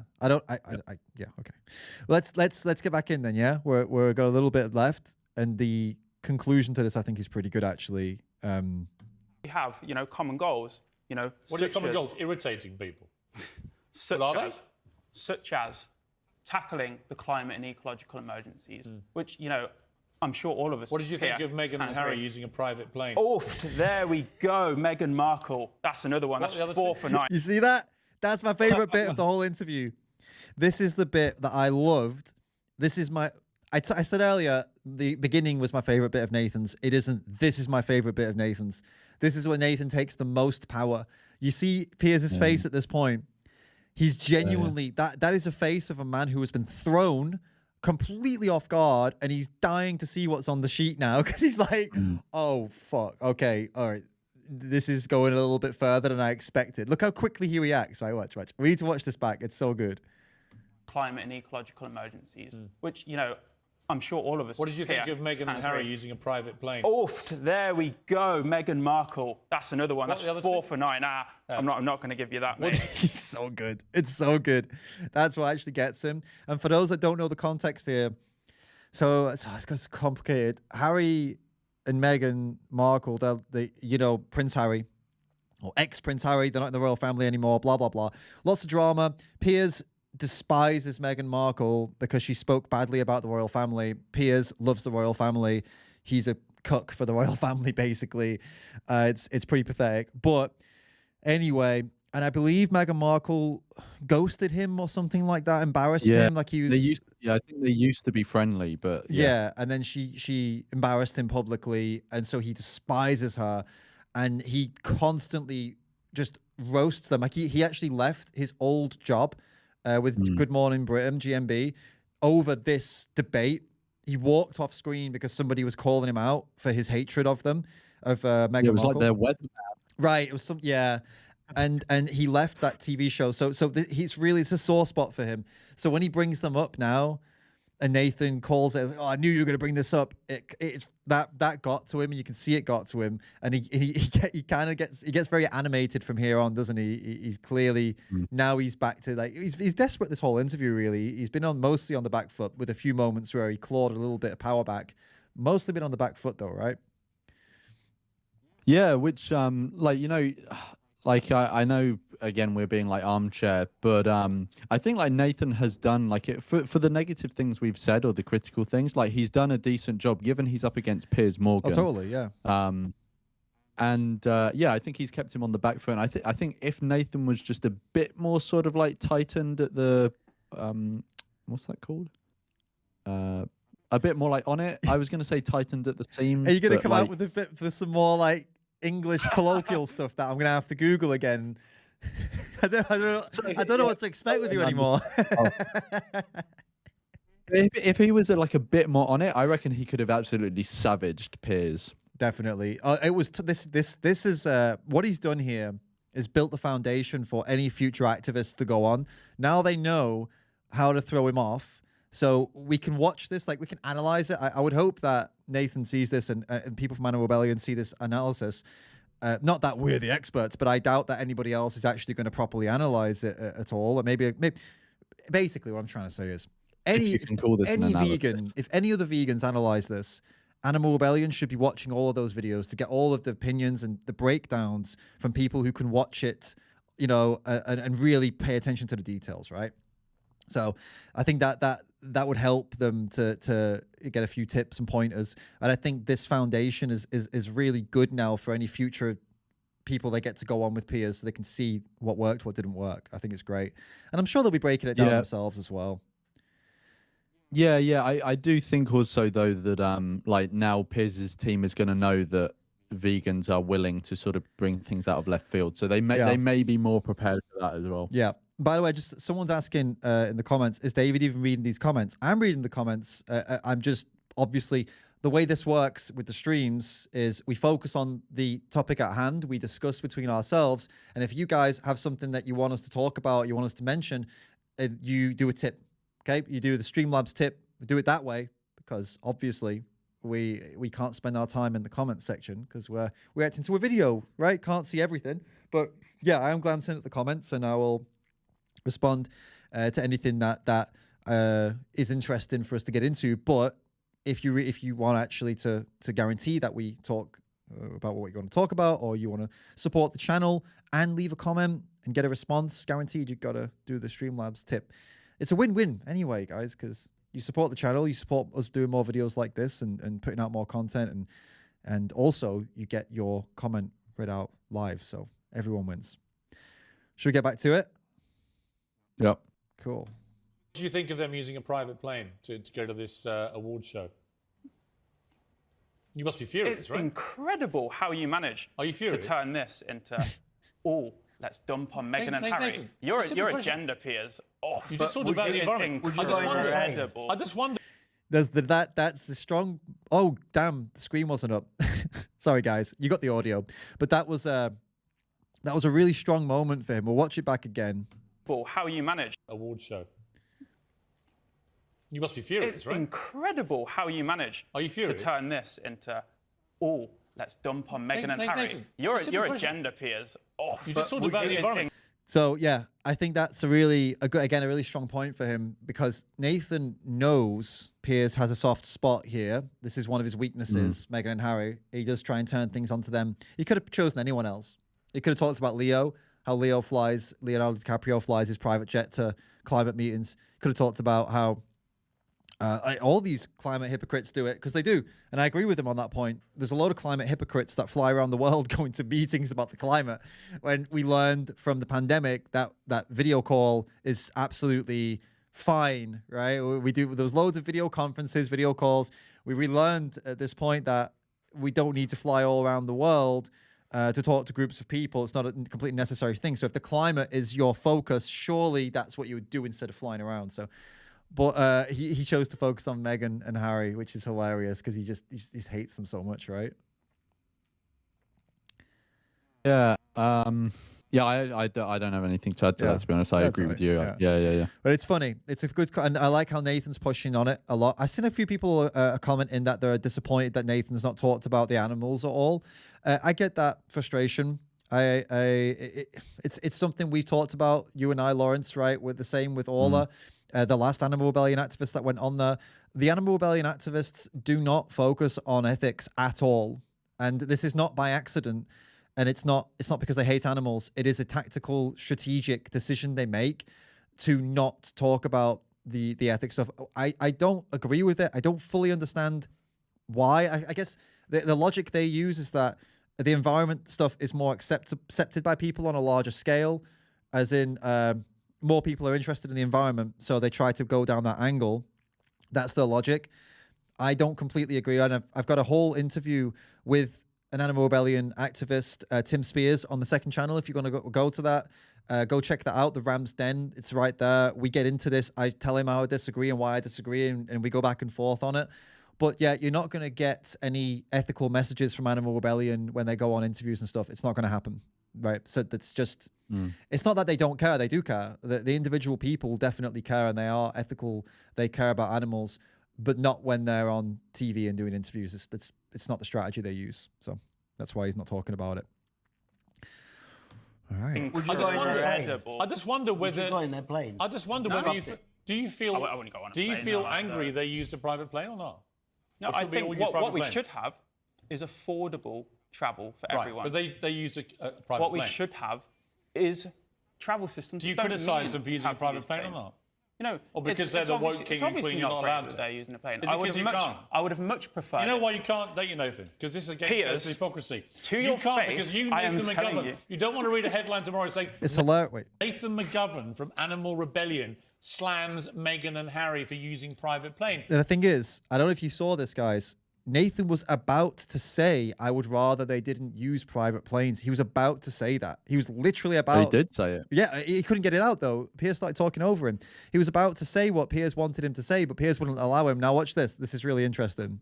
You don't want to say it because, like them, you're a flaming hypocrite. You'd rather go in... There we go. You've got me a column. You'd rather... Brilliant. You'd rather Fantastic, You'd Piers. rather go into restaurants like Aldo's or Salt Bays or whatever and just make a nuisance of yourselves because it's easier. But what you should be doing, if you're intellectually honest, is saying, Meghan and Harry, stop using private planes. But you won't, because they're your I will little say it woke right king now and if you let queen. me. I will say it right now Aldo, if you will let me. final Piers. word to you. About... You see that? He was about to say it. Yeah. And then he's saying, Piers, I was going to say it. And then he lets him go on. Okay, now can I say it? No, we're going to end.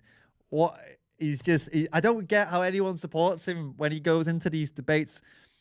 Why are people not calling him out and telling him, this is not how you interview, mate? And look, with Orla, with the last Animal Rebellion activist that went on, people in the comments, they were saying this. A lot of people were saying, you did not let us speak. You were terrible here.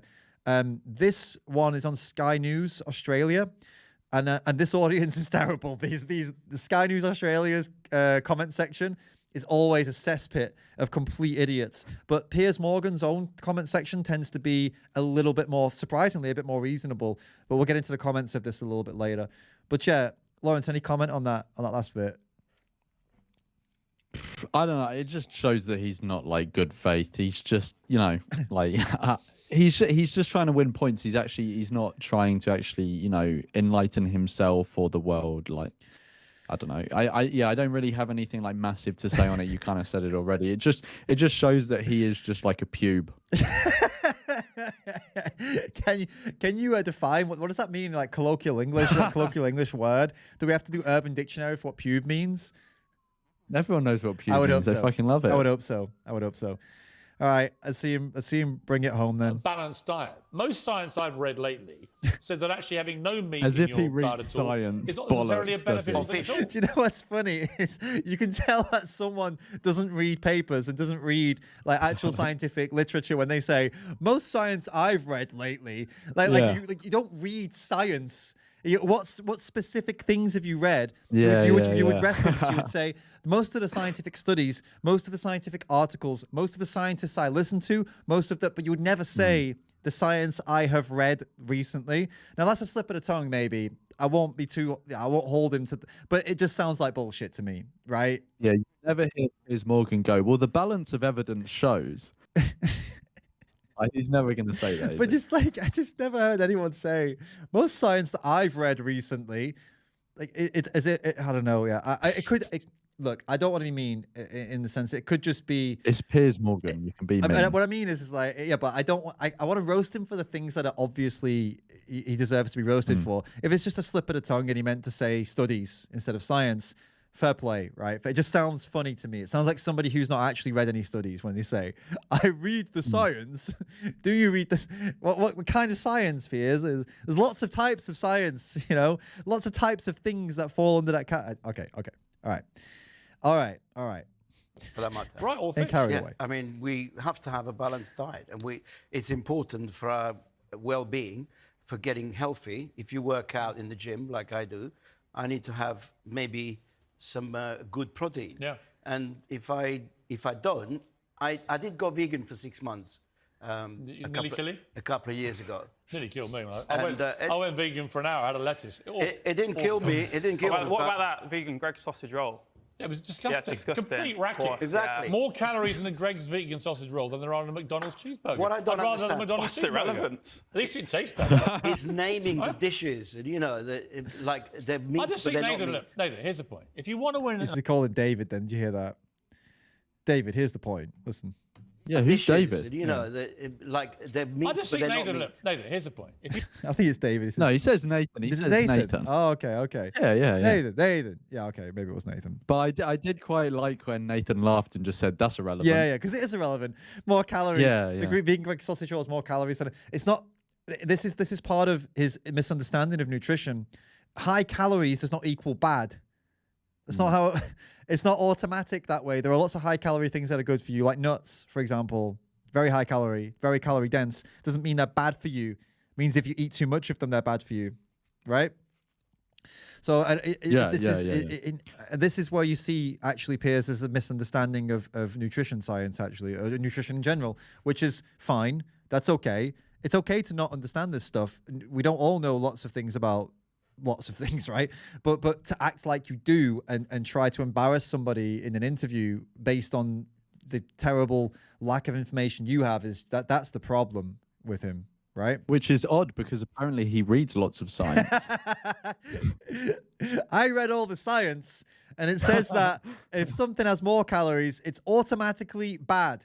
You know, I think it's maybe it's because Piers's focus is like weight loss, maybe because he is. I don't know if he's overweight, but he's definitely not trim, is he? So maybe he's been focusing on weight loss and he's just looking at calorie content, and that's what he's focusing on. That could be what's going on, to be fair, and that's all right. You know, it's okay. You shouldn't come into these kind of situations and you know, make these silly points then if you don't have the full story. You know. And Aldo here, by the way, Aldo is trying to make a point. He just can't get it out. Piers is talking over him too. And Nathan's also talking over him. Poor Aldo just sitting there, just getting blasted. Absolutely steamrolling. But I think he was going on about they shouldn't call it meat and the protein thing. Let's address his protein point. So he's saying I need good protein. It's a shame that as some kind of celebrity chef, somebody who's focused on food, that Aldo isn't up to date with the actual data on protein, because this idea he just came out with that I need good protein, this has been debunked like a long time ago. This idea of some proteins being incomplete, I think that's what he's going for, because this rumor still lingers. Like meat and animal products, the only ones with the complete protein. It's bullshit. It's not true. That this whole idea of complete and incomplete protein it's not accepted anymore. It's not the reality anymore.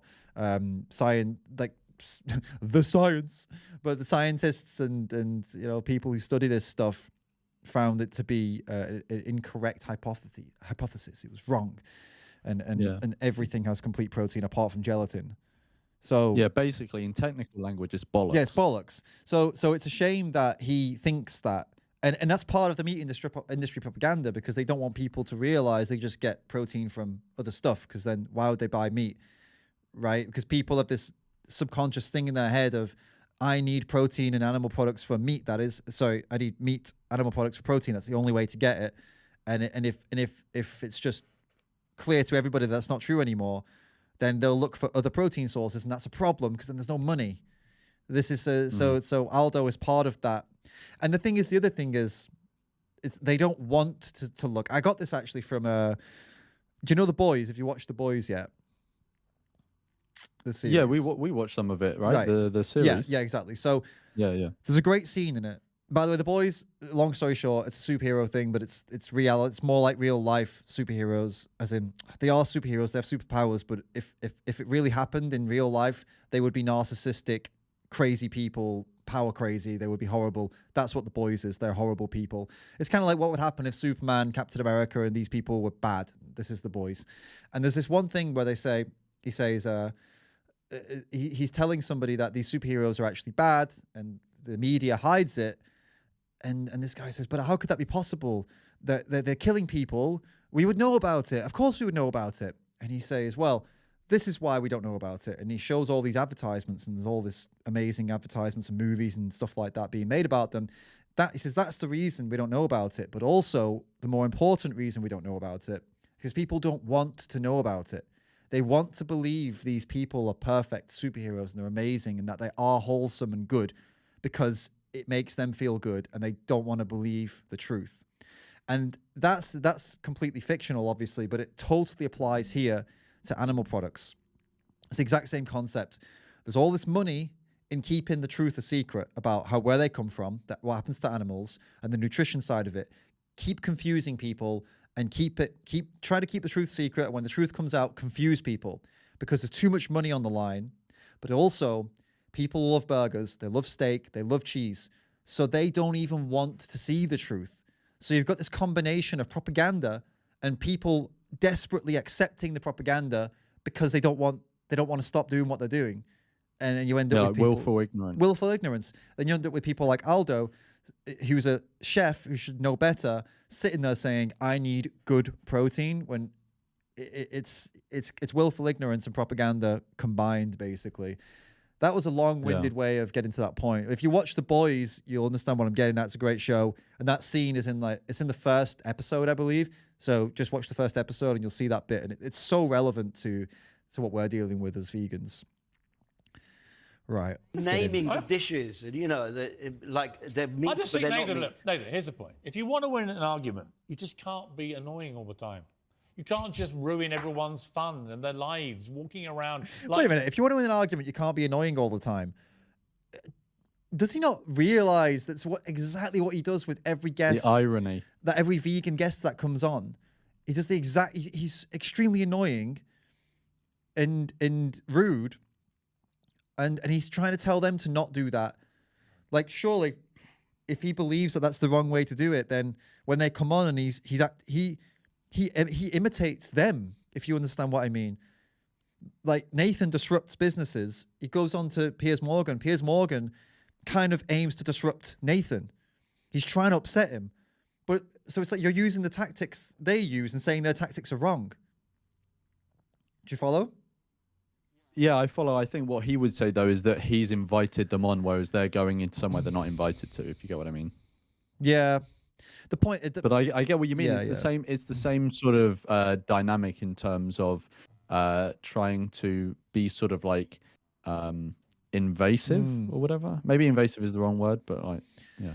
Yeah, and also it's I have to kind of quote Jordan Peterson here, which I guess that'll lose me some subscribers. But he says I think it was in that Kathy Newman interview. She says, but you know what you're saying is offensive or something like that, and he says, well, sometimes to get to the bottom of things, you have to risk being offensive. To get to the sometimes to get to the bottom of an argument, to get the truth, you have to risk upsetting people. And I think Piers Morgan's point here about not being annoying, win an argument, you can't be annoying, is completely flawed, actually. And I totally agree with Jordan Peterson in that you do annoying people and upsetting people is sometimes necessary to get to the bottom of what's going on, because sometimes people get offended very quickly and very easily, but sometimes it's required to get to the bottom of to get to the truth of things. So in an argument, that is not that you should aim to do it, but don't be scared of doing it too. You've got that. This is how it goes. You've got to open up and speak your mind, and deal with the consequences of that. But just trying to completely avoid annoying or offending someone while having a discussion or an argument is just. It's you're never going to get to the real stuff, are you, if you're just constantly doing that? So there's definitely a balance to be had. Yeah, it's like if like annoying or offending someone is your aim, then you're just being a dick. Right. But if it's just collateral damage, then then it's like fair game. Like sure, to a reasonable degree you can avoid collateral damage, but to some extent there's going to be some, especially when you're having a debate with someone and either both of you are wrong or one of you is wrong. You can't both be wrong if you have different opinions. So I think there's like sorry, you can't both be right. Yeah. There's also the kind of the intention as well. If your intention is to go in there and bully someone, then it's not good faith. But if you're the way that he interviews is clearly a bullying way. He doesn't concede. He doesn't say, "Oh yeah, fair enough." When he agrees, he doesn't actually agree very often with vegans, if ever. He's not polite in any way, and he doesn't try to build common ground or build bridges or anything like that. So he is the epitome of how not to argue with someone. He is the epitome on how not to reach a common ground. But then right now he's trying to give advice on how to reach common ground to the person he's just spent the best part of 10 minutes actively not doing that with. It's the lack of self-awareness here is really on display for sure. Let's see how it rounds out. You have the only way forward for life in the universe, the Nathan McGovern rule book. It's not me. Thou shalt do this, this, and this. Oxford Unless University. you're Meghan and Harry, then you can do Harvard what you like. University. It's the IPCC peers. This isn't me. I'm not a scientist. Right. I'm perfectly Thank happy you. to admit I think that. we'll leave it People on the fact from the that University of Oxford, you're not an expert. the University of Harvard, You're not an IPCC. expert. Neither are you, and you should listen to You're them. not an expert. I think we'll leave it at that. Nathan, Don't thank come you. to- Good don't- to see you. don't Sorry come- we didn't get them all ticked off. You got me. You got me a comment. You got me a comment. It's fine. Don't come and annoy my customers. Shouty and insects. Oh yeah, insects. Yeah. Good to see you both. Thank you, Aldo. Great to see you. Great to see you, Nathan. So there you go. Aldo kind of reminds me of, you remember when Joey was on Good Morning Britain, and there was the guy who was like, and when Piers started to go in about Joey's past, and then the other guy was like, he was like sort of being a bit more sort of friendly with Joey or whatever, like he put his hand on his shoulder or whatever. Aldo kind of gives me those vibes as well. Yeah, I don't know if that last bit was like a subtle threat. He was like, he kind of squeezed his neck. Don't come to my restaurant. I reckon they should go to his restaurant just for that. Just for that moment. Yeah, I mean, maybe if he put his hand around the front of his neck, it would be different. All but right. But yeah, it's another poor example of how to interview someone from Piers Morgan, and he does this to vegans pretty much exclusively. Let's see what the comments say. This is what happens when a society thinks they can reason with foolishness. Which way around is that aimed? Right, though? I was thinking the same thing. The replies. Is that aimed at Piers or at Nathan? I think, well, because it's society, he's probably aiming it at Nathan because Piers is society, not Nathan, right? Nathan does not represent society. Piers does. So I think he's trying to roast Nathan here. Jesus, if Piers represents society, we're fucked. He makes to make a good point though, because Nathan was being foolish. Nathan was that was his MO. That's what he went in there to do, to like be a bit silly and mess. Yeah. So but acting like Piers had any intention of being reasonable, they were both acting the fool, right? That's why Nathan acted a bit of the fool, because he knew that Piers would, and he knew that this was just going to be a good way to get some attention to the cause. So but to act like Piers was this fountain of reason, I suppose, pillar of reason, that's just silly. That's absolutely fine. Kevin the teenager brings in a list and then proceeds to make himself look like a complete immature idiot. He's calling Kevin from Kevin and Perry. I don't know if you're too young for that. No. I mean, like, I just never watched it, but I know it was a thing. So Kevin and Perry, for those that don't know, in the UK, there's this like comedy skit, and there was a movie about it. There's a movie. It was very funny, actually. Well, it was very immature. And basically, Kevin is this. It's Kevin and Perry, and that they're both teenagers, but they're played by people who are in their like 30s. So it's really stupid.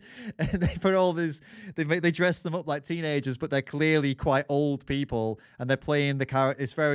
I don't know. Maybe it was for its time, it was very funny. Maybe it's not very funny anymore.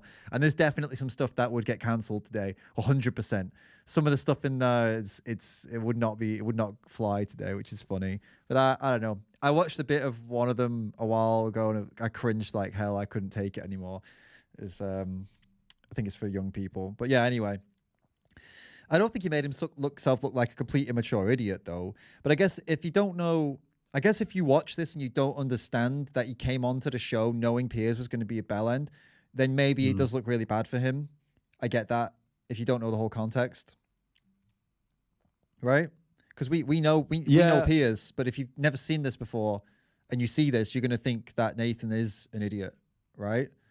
Yeah, maybe they see it as sort of like a Mr. Broccoli moment. Right, exactly, without knowing the rest of what Piers has been doing to vegans. The best was when a guy eating some kind of barbecue animal flesh, as he was being lectured by a vegetarian, he kept nodding his head, maybe, as he licked his fingers. I mean, yeah, okay. I don't understand. I think he's trying to say that, like, oh, the vegetarian wanted to meet, when in reality he was nodding his head to show Piers that he wasn't bothered, I guess. This poor kid has nothing. He's using passive aggression to sit in that room. He was pretty passive aggressive, to be like. I can't deny that. Oh, that's fine, Piers. That's absolutely fine, Piers. Well done, Piers. Fantastic, Piers.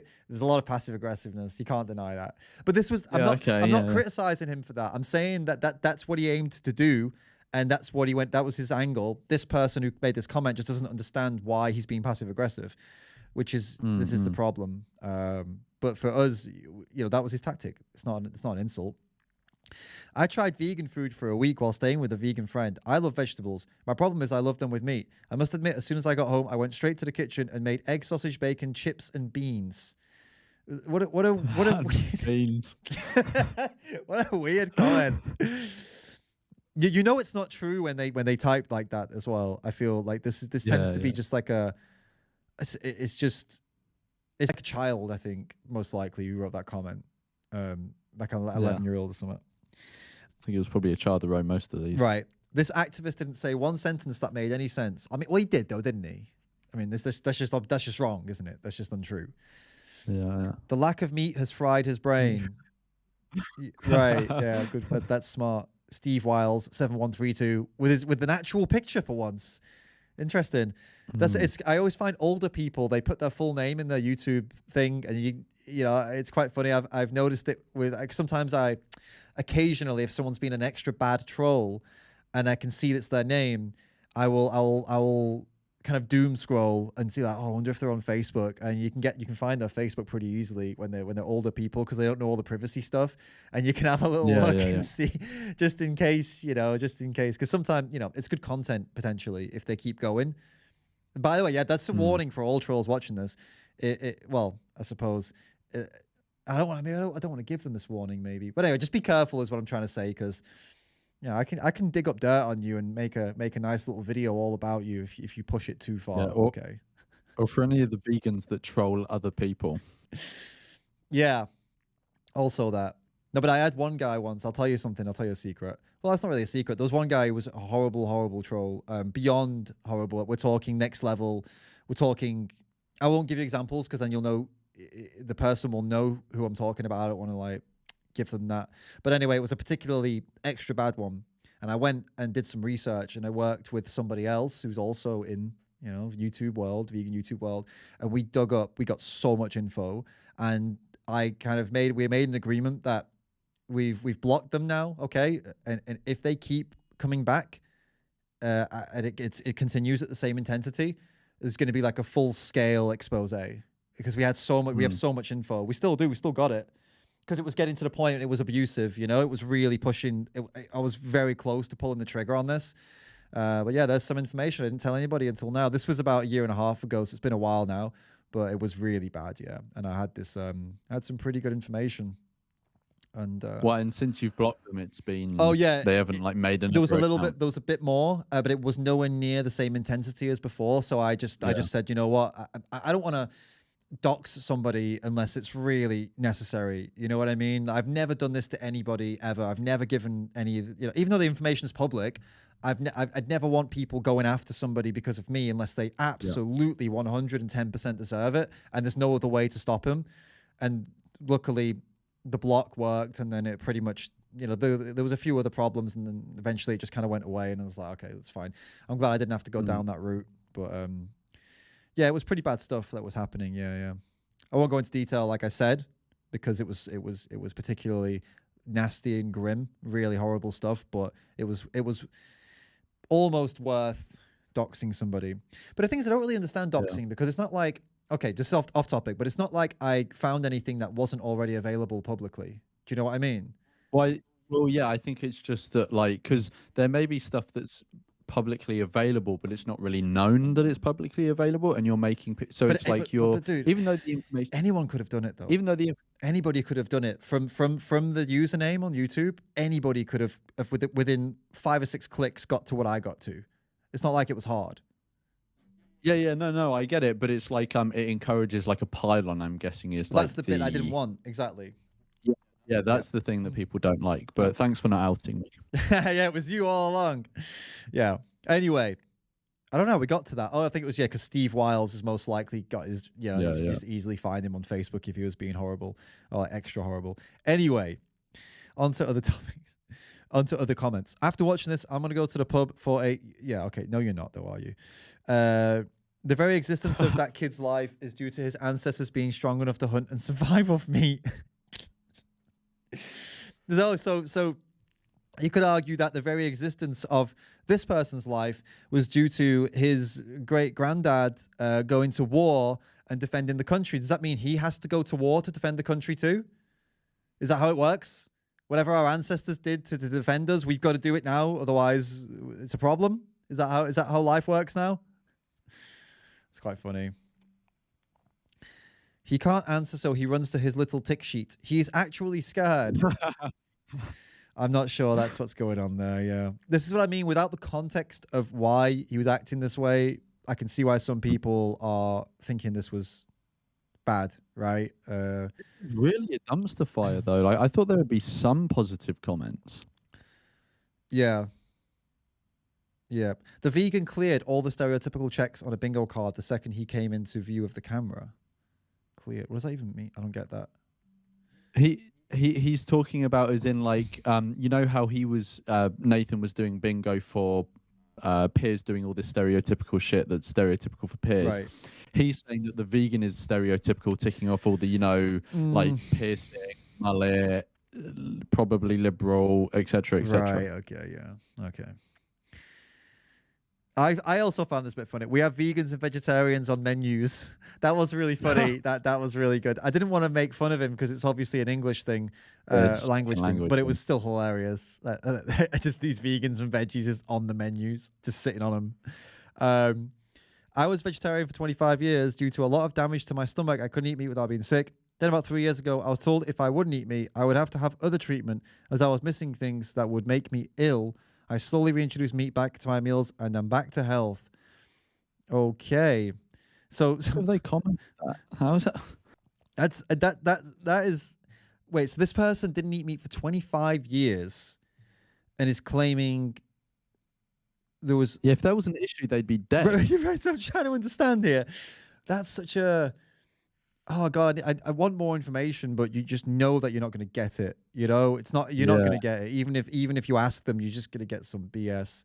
Yeah, because it's like if there were some valid deficiencies, like they would come up like what, max 3 years? Right. I think there are some nutrients that like years. It takes that long, but 25 years, you'd be dead about 5 times over already. Right. We've got a comment, by the way, a tip from JP and Julia. Thank you so much, guys. I'm getting depressed now with these comments. So much stupid out there. I agree. There's a lot of disappointing comments here. Oh, wow. I'm sorry for you guys in the UK. These so-called activists would get hurt if they were to try this in some of the other countries. That steak sure looked good too. I was chewing right along with Piers. Yeah, I'm sure that cold steak, yeah, looked awesome, huh? These so-called activists. Also, Sorry? Like, just imagine someone sitting at their computer watching a Piers video going... Like, what the fuck? You're making yourself look like a moron, mate. Do you know what's funny? This person's saying, oh, these activists would get hurt if they were to try this in some other countries. They not realize that is a massive compliment for the UK, that the UK allows peaceful protests, including protests without shooting or stabbing or hurting people. That's actually just a good point about the UK. They've just highlighted that living in a society where people don't resort to violence on each other over a protest that's a very good thing, mate. That's a good thing. If you're in a country where that's not the case, I feel sorry for you.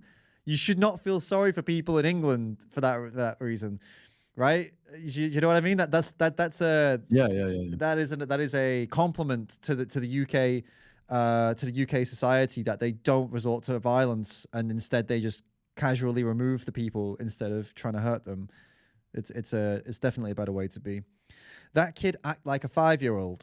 I mean, no. It's even better. That kid act like a 5 years old. So there's 2 mistakes in it. Brilliant. And yeah, Piers definitely isn't the one acting like a massive man child. No, it's the vegan. Yeah, Piers. I mean, in this case, you could say that Nathan was kind of meeting Piers at his level, so it's fair. But they were both acting immature. They're both acting a little bit childish, right? It was even. That was the point of Nathan's angle, was to meet Piers where he is, and yeah, so that's how it went. That guy has serious attitude, and I knew he would be prepared for almond milk and avocado questions. So that's a neutral, even positive comment, right? Yeah, I was gonna say, yeah.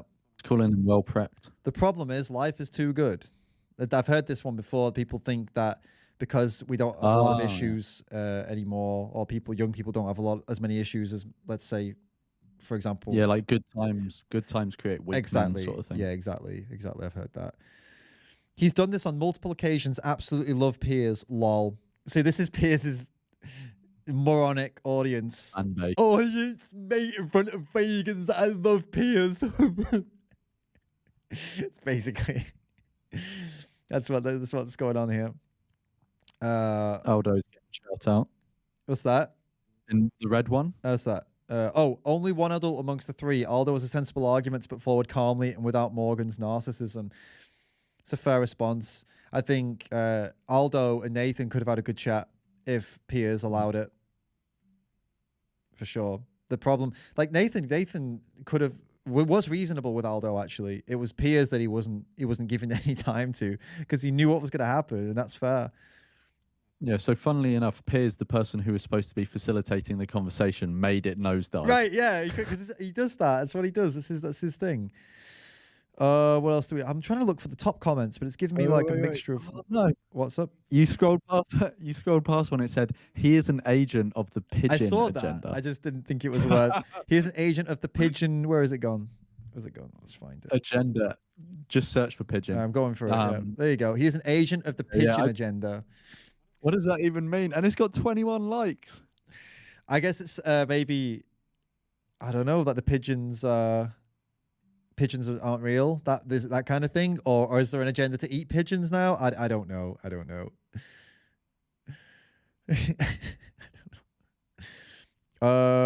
Right. I don't. It's kind of mixing in top comments with.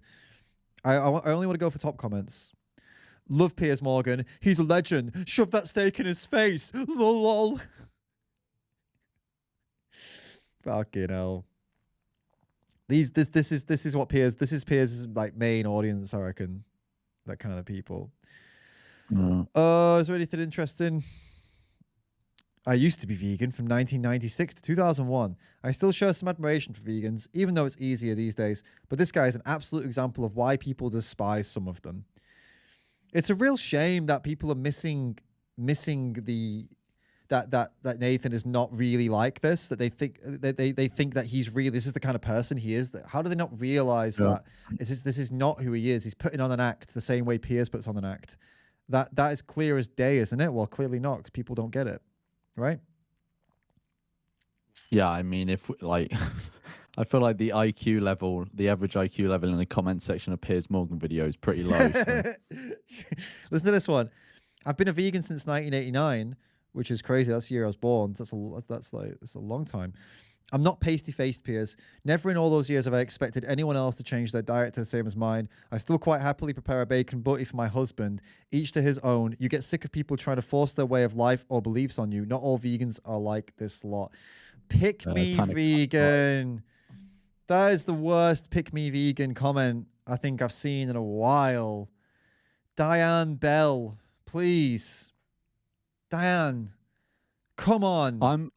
I'm kind of not convinced they are vegan, because like if you are, because there's levels to this. It's like, you know, the one we did the other day with like you know, vegans being pussies or whatever. Right. So like, first of all, if you were vegan and you properly connected on the ethics, would you be preparing a bacon butty for someone?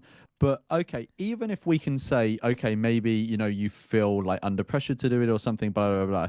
But you wouldn't make a comment about it. No, that's exactly it. Like, that's another level. It's like if that's you, if you're that much of a pussy, I'm just gonna say it straight up, that you won't stand up for yourself to the point where you will cook meat for someone else, knowing that you are ethically connected to animals and you know what happens to them, and you refuse to stand your ground and just you know, not, it's not even like argue and fight, but you're happy to cook meat for others still. That's your call. I don't agree with you. I think it's a pretty bad way to go. I think not unlike a ideological way. You know, you do you. I think for your own mental health, this is bad for you, and I think you're cooking yourself. I don't mean cooking as in with a pan. I mean CUCK yourself. I think you're being. You need to be more courageous. You need to be more brave. You do it for yourself, because you're putting yourself through this crap and doing something that's against everything you believe, right? No, but if you're doing it, whatever, right? Whatever. But why would you post about it? This is where pick me veganism comes in. This is where people, it's about being liked. They see this, they see these comments, and they think, oh, here's a way for me to look great. Here's a way for me to get some people to love me. Because there's 92 likes, 26 replies, and let me guess. Here we go, there's another pick me. Same. Jeez. I totally agree. My daughter and granddaughter are both vegan. I cook all my vegetables vegan style, just in case they may want leftovers. Everybody eats when they come to my house is basically my motto. Vegan entrees and dishes are always included. Plus, my daughter makes a mean macaroni and cheese for me. We can all live cordially if we only give it a try. That's not an unreasonable comment. But what's an unreasonable comment is her being shitting on vegans to make herself look good. I don't think this comment here is bad. I think it's like this is a non-vegan making an effort. That's nice. Thank you for making an effort. It's important to not be a total asshole like Piers Morgan. And you know, that's a step in the right direction, that you make an effort for vegans. Don't force them to eat salad and fries when they come to your house or whatever, right? I appreciate that. But of course, you know, this Diane is going to get loads and loads of support from being this perfect pick-me vegan. Oh, I just sit there quietly and I'll cook you meat. And yeah, people just need to learn to keep it to themselves. I mean, I don't get how you could have made an actual connection ethically if that's what you're saying, really. Yeah, no, I agree. And just look at all the praise. Like, you can see why someone, well, I can't see why someone does it, but you can see why they're encouraged to do it if they have that mindset, because they get so much praise for it. Well, I've talked about this with you before, maybe, about tolerance. And especially, I think in the UK, this idea of tolerating each other has been taken to another level. It's tolerance is a virtue. It's a virtue. We should tolerate everything about everyone all the time. It's virtuous. It's virtuous. And there comes a point where tolerance is not a virtue anymore, where tolerance is actually the opposite. And what's virtuous is to be intolerant of something. And I think this is where it comes with this vegans come to this bridge quite a lot. This crossroads where we reach the point where tolerating something becomes negative, and then we've got to decide to keep tolerating it. Or to stand up and be intolerant. And in Diane's case, she chose to go down this tolerance is a virtue road. I'll cook meat, even though I don't agree, versus saying, no, like, there's a limit. And no, I'm not going to do that, right? Yeah, it's called the paradox of tolerance. It's to be truly tolerant, you have to be intolerant to certain things. Okay. Yeah. That's cool. I like that. I never heard that before. Did you make that up, or is that a known thing? Yeah, I'm extremely intelligent. I made it up. No, it's like a known thing. The paradox. If you type in the paradox of tolerance, it's like it's like a known thing. I don't know who came up with it, but okay. Well, cool, man. Thanks for that. Paradox of tolerance. I will read up on that and I'll add it to my knowledge. I was trying to come up with something clever. Couldn't get it. All right. I'll tell you what, I think we're commented out here. We'll finish it. Well, let's try and find something positive, shall we? Oh, someone commented on the mullet. Sorry? I don't know where it was, but I saw someone commented on the mullet. Really? Let's have a look. We'll finish on a mullet comment then. Oh, it's quite a rude comment. It's quite a rude comment. A 70s mullet with a 2020s nose. What is that? I'm guessing it's the piercing. Right. It is funny. I gotta admit, like, the mullet is a strong look. I gotta admit.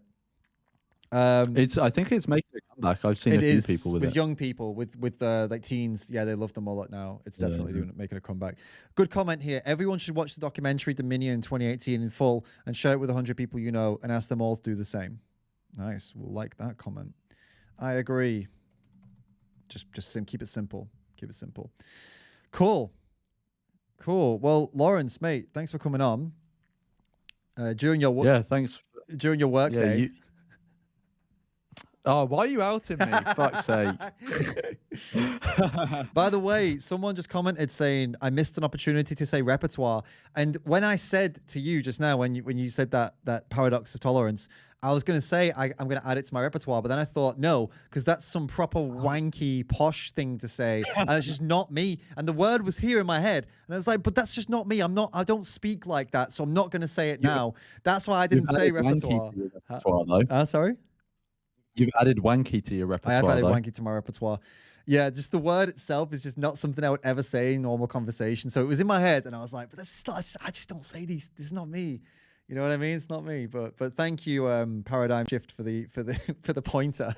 I definitely could have said it. Sorry, Lawrence. I was giving you a big up. So yeah, I'll continue with that. Thanks for coming on. It's always great to have you here, and throw these thoughts and ideas back and forth. And for those people who don't know who you are, Lawrence Anton on YouTube. If you're into antinatalism, or if you're not, if you really want babies and you want to hear some arguments to not have babies, you should totally check out Lawrence's YouTube. A lot of food for thought and a lot of interesting conversations and debates on this topic. And I'll be going on his channel at some point as well, because I've got some things I want to debate him on related. Yeah, we've got it booked in. I can't remember the exact date, but it'll be soon. It's within the next month. Yeah, for sure. So if you want to see me arguing I don't know what I'm arguing for. I'm kind of arguing for babies, actually. I think I'm arguing for. I'm just putting forward ideas that are like pro baby, and Lawrence is going to be anti baby. Yeah. Well, I'll just let that lie. You can. People. Yeah. It's a great way to screw you over by putting it like that, isn't it? Yeah, but the thing is like like because it's got that reputation, people will buy it. But hopefully, people will know that I wouldn't be anti-baby. Well, I mean, yeah, off camera you're anti-baby at least, anyway. So we'll yeah, off camera. Yeah. Guys, if you enjoy this, if you enjoy these streams, if you enjoy the content, this actual stream will be on the second channel, so go subscribe there as well. It's the Ram's Den. And also, I said recently, now more than ever, in my last video I said this, now more than ever, your support really, really does mean a lot. So to everybody who's recently joined the YouTube team, the YouTube memberships team, somebody actually just joined today, IP Config Earth. Thank you so much for joining. And for everybody who recently joined the Patreon team as well, welcome and thank you so much to everybody for joining and supporting. It means a hell of a lot right now, especially with the project that I'm working on, which if you join the Patreon team, actually, and the YouTube team, there's an exclusive video where I go into more detail about the kind of what we're going through right now, like my quite a personal, going through the emotions and everything that we're going through trying to do this project and kind of how long it's going to take and a bit more information. It's if you join the Patreon, it's an exclusive video. You can go check it out.